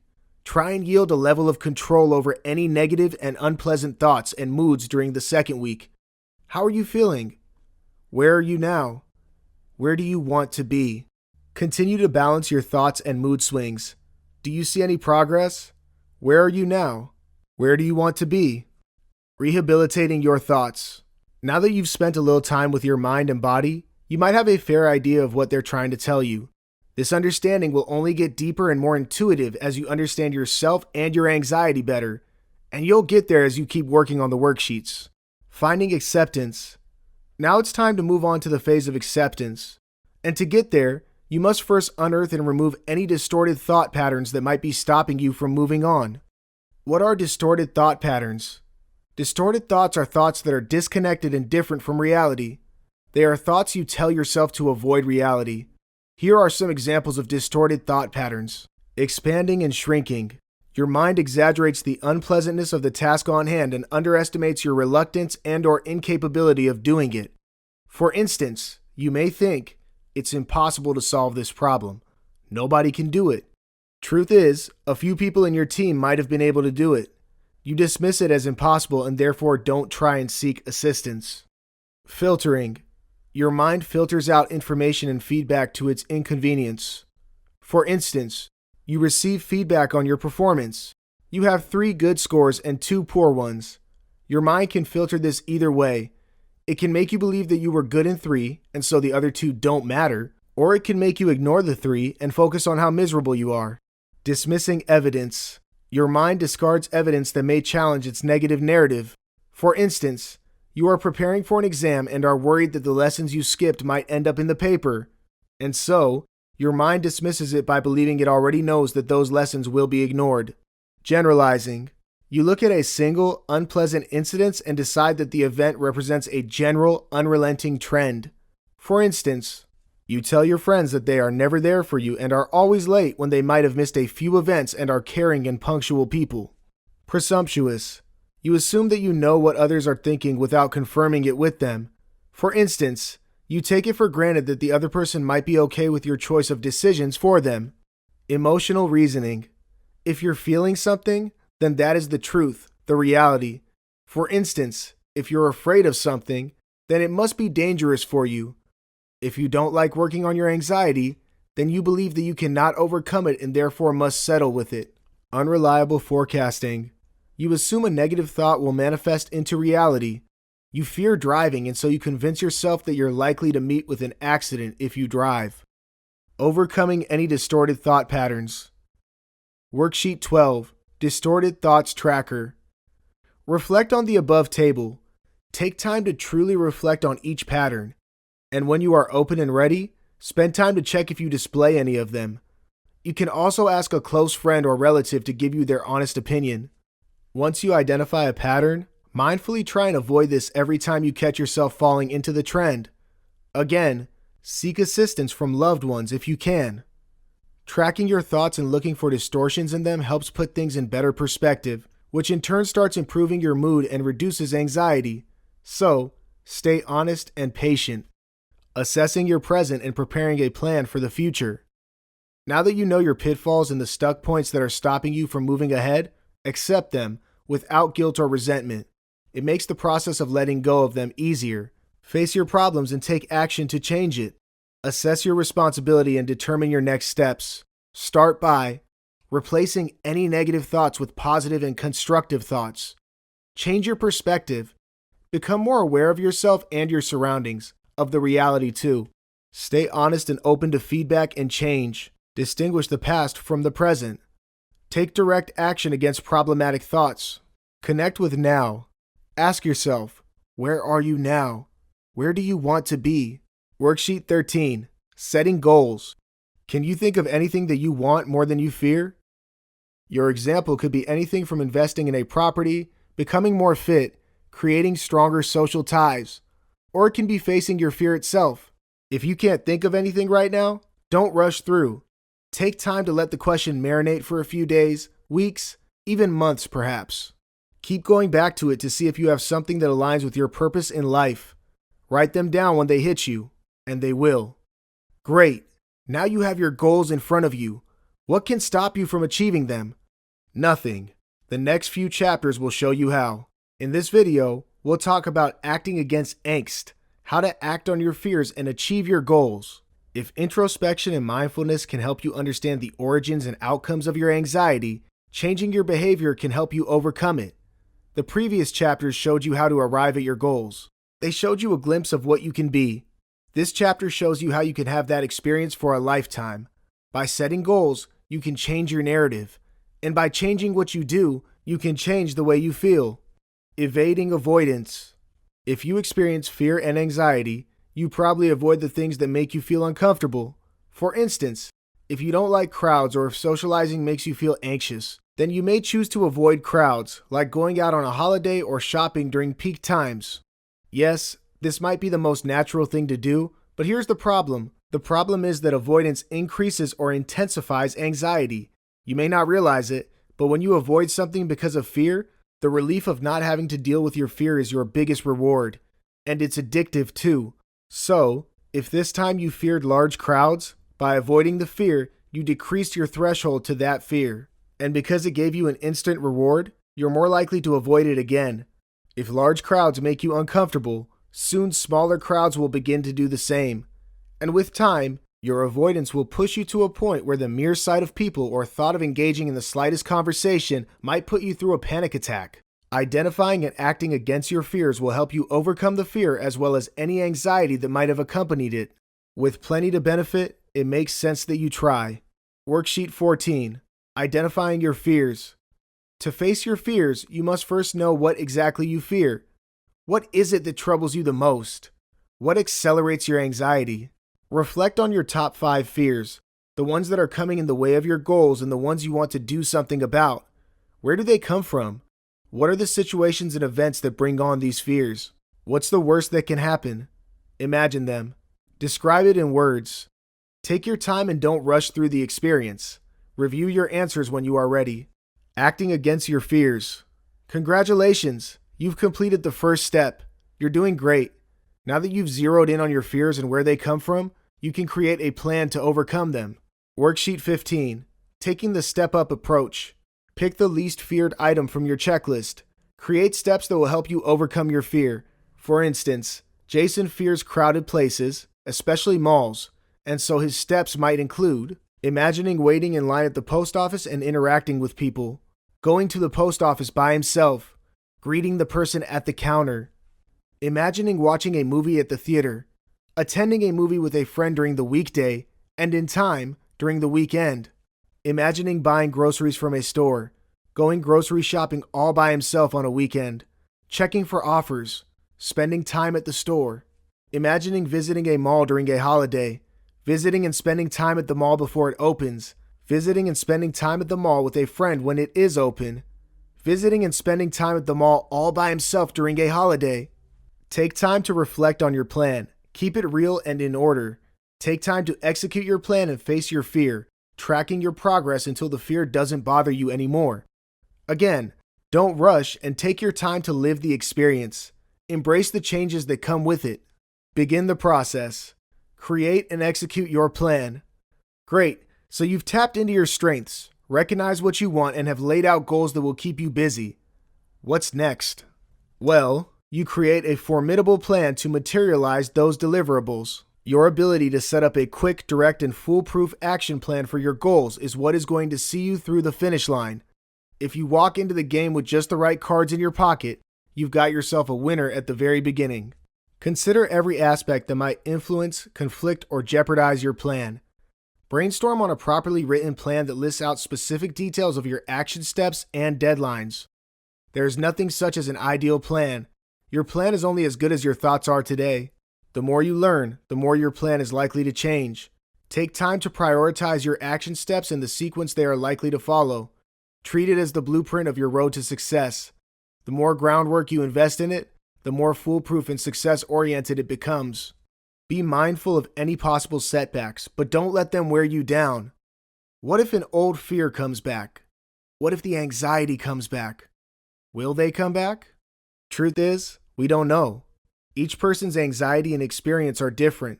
They might, but even if they do, you now know how to get on top of them. Don't let the fear of evoking a fear drain you out. You have better things to focus on. Stay positive. You've got this. No need to hurry. Remember, while this might be about achieving your goals, it is also about overcoming your anxiety. You do not want to create a situation where you've taken more than you can chew. You're in this for a lifetime. It's always going to be work in progress, but each day, you're better than what you were yesterday. Know when you've tried too long. Because anxiety forces your thought process to be rigid, it can sometimes make you persist on tasks even when you know they aren't working out. Recognize the signs that you need to stop persisting. It's okay to fail. Fail too. No one is perfect and there is no ideal plan. Keep asking yourself what's working and what's not. If you think you're missing the bus and there's scope for improvement, don't be ashamed to get back to the drawing board and start over again. You'll be surprised by the wave of new ideas coming your way. Realign your plan. Improvise too. Always ask yourself, is there a better way around? When you stay open to new ideas, you leave room for creativity and growth. Complete what you've taken. Uncertainty can trigger a degree of anxiety in most people, but for a person suffering from anxiety, any sense of uncertainty, whether it comes from a space of unfinished tasks or repeated failures, can trigger the worst symptoms. Your anxious mind is probably waiting for a chance to bounce back in and take control, and it will try to do so. The key is to be aware of this, but not get perturbed by it. Complete what you've taken and only move ahead when you've finished your previous task. The joy of seeing through a project from start to end will give you the confidence to win over anxiety for good. Become a better version of you. Once you've created your plan and find it executing rather well, it's time you reach out for brighter and more rewarding pastures. You've worked hard to make it so far. Now, it's time to capitalize on your achievements and make advancements. Experiment ideas and invent them too. Be a game changer. When you've channelized your energies in the right place and know you have things going for you, You'll leave no room for anxiety or fear to enter your life. In this video, we'll discover about navigating self-imposed obstacles, how to stop being a hard task master. The general perception is that people with anxiety live too far in the future. They worry about what might happen the next moment, the next day, next week, next year, but struggle to stay in the present. They fear the unknown and so spend a large part of their time searching for cues from the future. While this is true, it doesn't quite paint the entire picture. Anxiety can certainly be caused when one anticipates the possibility of facing their fears in the future. But where did these fears come from? Certainly, the origins of it might have stemmed from the person's past. Moving ahead of any past pain memories. When something unpleasant happens to you, it is only natural to do everything you can to avoid going through it again. Outwardly, this makes sense, and it is healthy to learn from our experiences, good or bad, and move on. But what happens when you can't move on? What if you become so consumed by the possibility of facing that experience, which might have become a fear or phobia in time, that you become paralyzed by it? What if in the act of moving on, you've dug yourself a grave out of which you cannot come out or live in? What do you do then? You must face your past to face your fears and make peace with them. To overcome your anxiety for today and tomorrow, it is important that you first heal your past. Worksheet 16. Assessing any past pain memories. Choose the most suitable answer. How do you react when you remember memories from your past that might indicate any prior failure, bad experience, embarrassment, and/or sorrow? The thought doesn't bother you because you've moved on. You focus on the task ahead. You flinch while thinking about the unpleasant experience. Avoid things that could bring back those memories. It does affect your mood, but you can bounce back after some time. The thought of these experiences can bring back the worst symptoms of anxiety. You are unable to focus on the task ahead and feel miserable for a long time. The thought never leaves and is always lurking around in the corner of your mind. If remembering your past is doing you more harm than good, then it's time you leave it behind and move on. Moving away from the past you need to leave behind. Worksheet 17. Letting go. Revisit the past if you can learn from your experiences, but don't engage with it. Ask yourself, what happened? Probe only on the facts. What emotions do I feel? How can I use this to empower myself and my feelings? Is there something I want to express? Take responsibility. Focus on healing and moving to a better place. How can I heal? What do I need to do to forgive, forget, disconnect, and move on? Write down your thoughts. Work on them too. Revisit this exercise whenever the feelings return and until you've moved on. Make beautiful new memories in place of them. Overcoming obsessions. Obsessions are repeated unwelcome thoughts, images, or impulses that force a person to act on them. These thoughts can soon become the reason you worry all the time, in turn, creating a breeding ground for your anxiety. Some obsessions can be harmless at first thought, such as worrying about the tidiness of your house, keeping things in their places, locking doors, switching off appliances. But because these thoughts translate to continuous doubt and worry, they can put a lot of stress on the person experiencing them. Some thoughts can take a more sinister form, such as harming someone you love, engaging in shameful sexual behaviors, and violating another person's dignity. Sadly, compulsions are undesired actions that people repeatedly find themselves doing. They have little control over what happens between thought and action, but might have to live with the guilt of their actions forever. Knowing when you need help. Plenty of people experience minor obsessions in one form or the other, and that's completely okay. Obsessions might cause no problem. But if your repeated thoughts and actions begin to infringe, violate on yours and society's belief systems, then it can become a serious problem. We suggest you seek medical help then. Obsessive compulsive disorder, OCD, can cause a great deal of emotional discomfort. It can also consume a considerable amount of time of the person living with it. Worksheet 18. Recognizing any obsessions. Because obsessions mostly start with thoughts and imagery, it makes sense that you identify them through imagination. Find a comfortable, private place to sit and work through these questions. Reflect on whether you have any distressing, obsessive thought or image. Write them down, if any. Visualize them. Do they interfere with your peace? Do they cause and add to your anxiety? Are they harmful by nature? How upset do they make you feel? Would you rather not think or do what you do as a result of these thoughts? Do you want to move to a better place? Worksheet 19. Minding any obsessions, compulsions. Sit with your feelings, gradually telling yourself you can overcome these thoughts and any unfavorable things they might make you do. Imagine yourself doing the positive things you want to replace your thoughts or actions with. Repeat the thought or image, replaying it several times over, yes, in a compulsive sort of way. Continue this imagery for as long as you want or until you feel like you've done a degree of what you wanted to do. Repeat this exercise every day, mindfully replacing any negative or unfavorable obsessions with positive imagery that makes you feel good and can set you free. New beginnings. Love yourself and feel good about everything you are going to do in the future. The happier and more content you stay within yourself, the more your brain recognizes your happiness to stay away from any unpleasant obsessions or compulsions as a reward. Also, you are likely to feel less anxious too. Focus on the positives. Remember that every mistake made is a lesson well learnt. Take the positives out of the outcome and push further.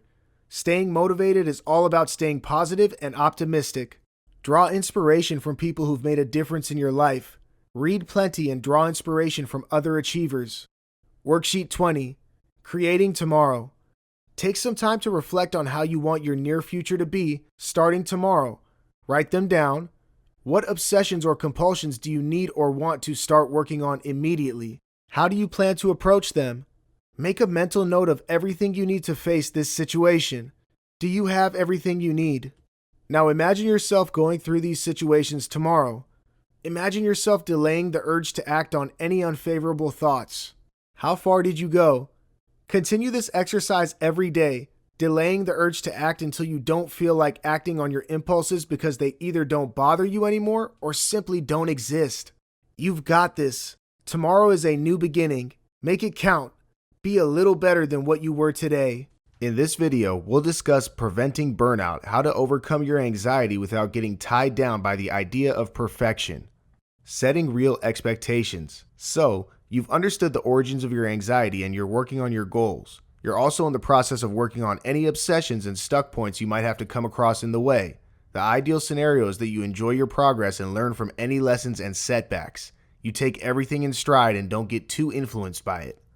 But sometimes, this can be easier said than done, especially for a person dealing with anxiety.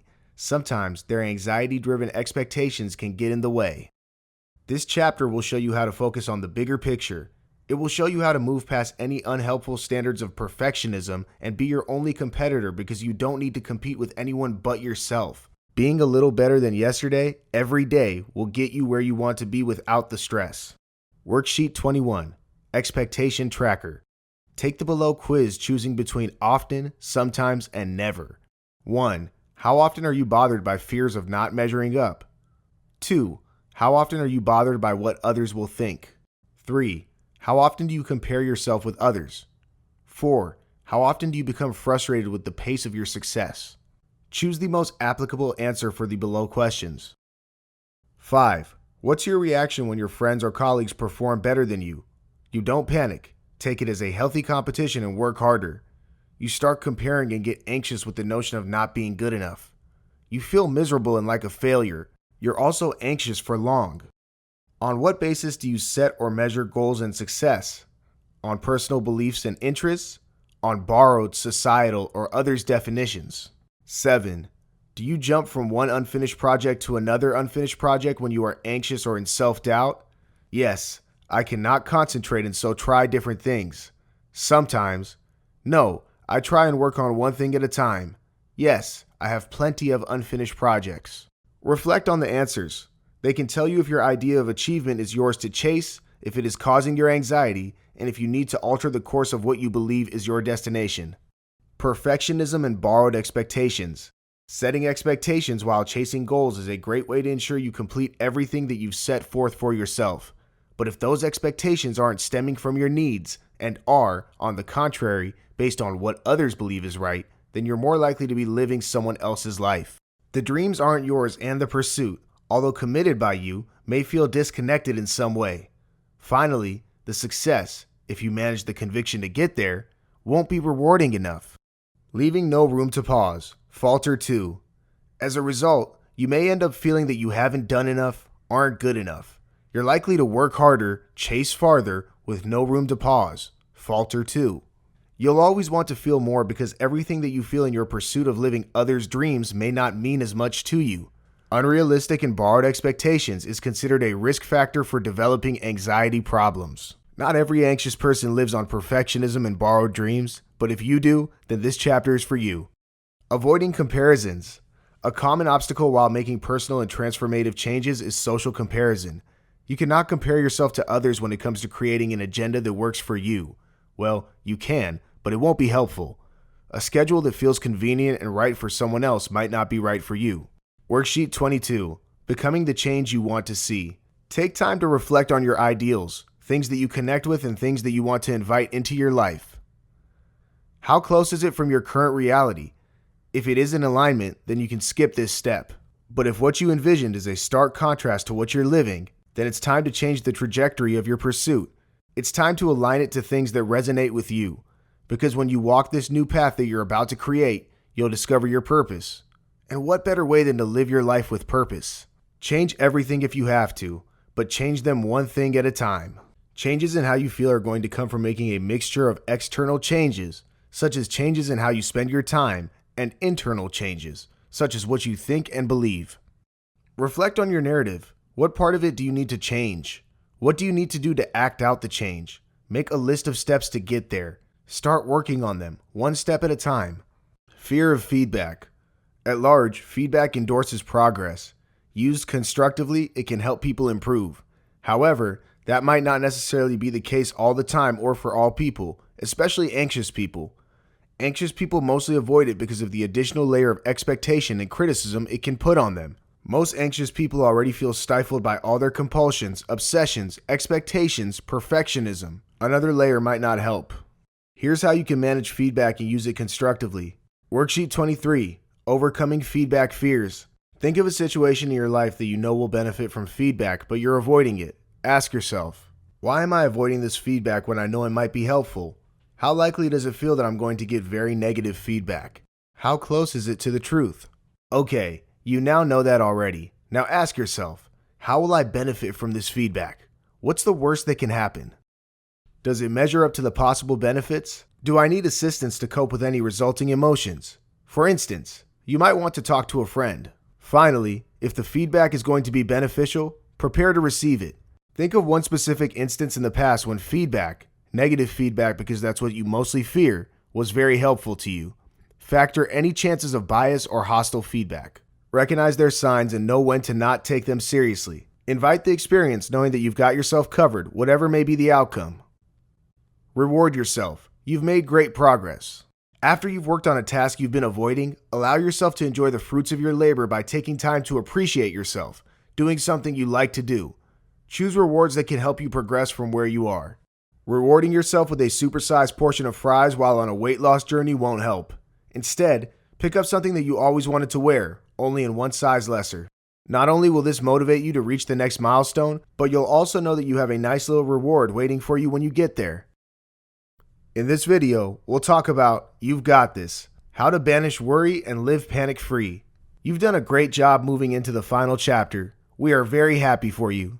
We've covered many different topics throughout this, from topics that help you understand your anxiety to ones that help overcome it and move to a place of acceptance and peace.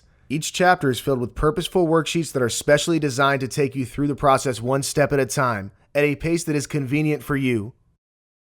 This chapter is slightly different. The tools in this chapter rally on all that we've already discussed, but more practically and directly. This time, it is intending to gift you a quick lift of sorts when you're feeling low and anxious. There isn't any explanation, because that's what the rest of the video is about. But there are some quick fixes and effective tips that can get you up and about when you're not quite your usual happy self. Simplify. If you've been practicing the worksheets presented in this video, you might have a better idea of how your anxiety plays out. You might also know the handful of issues that trouble you, the ones that still creep up on you when you least expect them to. Here are some quick but effective tips to keep them down and out of your way for longer periods. Anti-anxiety formulas. Breathe. When you're anxious, your mind can get caught up battling the thoughts ringing its head. You can become so consumed by the process of balancing your emotions that you fail to recognize the physical effects of it. There are some telltale signs which, when addressed, can instantly help bring down your anxiety. your breathing is at the top of that list. Typically, when anxious, your breathing quickens and becomes shallow. This goes against the natural pattern of breathing, which is slow and deep. And because our lives depend on our breath, any deviance in this pattern can add to your stress and make you more uncomfortable. You can quickly counter this by focusing on your breath. 1. Place one hand on your abdomen and the other on your chest. 2. Breathe in slowly, focusing on expanding your abdomen first and then your chest. 3. Exhale slowly, telling yourself to relax when you breathe out. 4. Repeat steps 1 through 3 for at least 10 breaths. Exercise. Your body is not meant to be stressed. It's meant to be happy, healthy, and at peace. And so, when you get upset, your body is alarmed and responds by producing stress hormones. Exercises prove to be very effective in burning these hormones. Exercises such as running, jogging, brisk walking, and/or aerobics for as little as 15 to 20 minutes at a time when you're stressed can do wonders to alleviate symptoms of anxiety. Choose any physical activity that you enjoy doing. The fact that you also like what you're doing will help shift you to a happier and stress-free phase. Express yourself, talk it out, or journal your thoughts. We are social creatures. We want to mingle and thrive as a collective society. And so, by this nature, it is natural for you to feel better when you connect with or talk to someone you understand and who understands you. Rally your support system. Call a loved one and talk about what's troubling you. Even if you're somebody who doesn't like to mingle a lot, you might find it helpful to just let things out of your system. If you don't have anyone you can immediately call and talk to, try and journal your thoughts. Do not hesitate to talk to yourself either. Try and understand exactly what's bothering you, and the best way to do that is to ask yourself questions. What's bothering me? Does my narrative sound correct? Is there another way of looking at what happened? How can I shift to a better place? Always ask yourself questions, because when you do, you may get vital information that can then stimulate your thinking further, perhaps from an all-new, reasonable, and refreshing angle. Listen to music. Sound stimulates the mind and body. It can inspire you or upset you. When you're upset, try and listen to music that soothes your mind. Listen to whatever makes you happy. Spend time with pets. Studies prove that spending time with pets promotes better moods and health. Spend time with your pets, play with them too. You'll quickly realize your anxiety disappearing away. Give your mind something more productive to chew on. Often, when you're stressed, your mind refuses to think outside of the situation. It focuses on the discomfort and replays the events that led to it several times over. If the worry is serious and needs assistance, then we urge you to consult a therapist. But if it's more minor in intensity and caution, then we recommend distracting it with some of your favorite activities. Try reading a good novel, watching a movie, playing a sport, spending time with family, walking your pet, and anything else that makes you happy. Stay in the present. Remember that most of what has upset you has happened in the past. The moment has passed, and a lot of what you may worry about may be in the future. They happened yet and might never happen too. Instead of toggling between the past and future, stay in the present. Notice your breath, because that's living in the present. Focus on your breath as mentioned before and bring yourself back to the present. Your anxiety, your journey. As you progress further, you'll gain a deeper understanding of the origins of your anxiety. You'll also discover ways to manage and overcome them. At this point, we urge you to take a moment to pause and reflect on everything you learned about yourself so far. It can get overwhelming, and we want you to know that that's completely expected and normal. You decide, ready or not. You've made great progress, and we are very happy that we can be a part of it. At the same time, we want you to also know that this journey is yours to take. Reflect and conclude on what's right for you and what's not. Don't rush into things. Instead, take time to regroup and recalibrate. If you wish, take time off to think about your journey till now. Practice everything that you've learned so far. You decide when and how you want to move things ahead. This video is filled with plenty of practical tools to help address your anxiety. Take time to truly work on it, because when you do, you'll be rewarded with lifelong benefits. Finally, reflect on everything that's been shared with you through this video and figure out what works for you. Worksheet 24, Gathering Your Tools. Take a few moments to reflect on how the various systems in this chapter have worked for you. Make a note of the techniques that worked for you. Feel free to improvise and make them yours. This is the end of your journey together for now. Thank you for the effort you put into practicing and understanding the many concepts mentioned in this video. We hope you've learned of ways to manage your anxiety and in time, overcome it. As you progress further and sharpen your understanding, you'll develop skills that can help you arise above all anxious periods. Best wishes.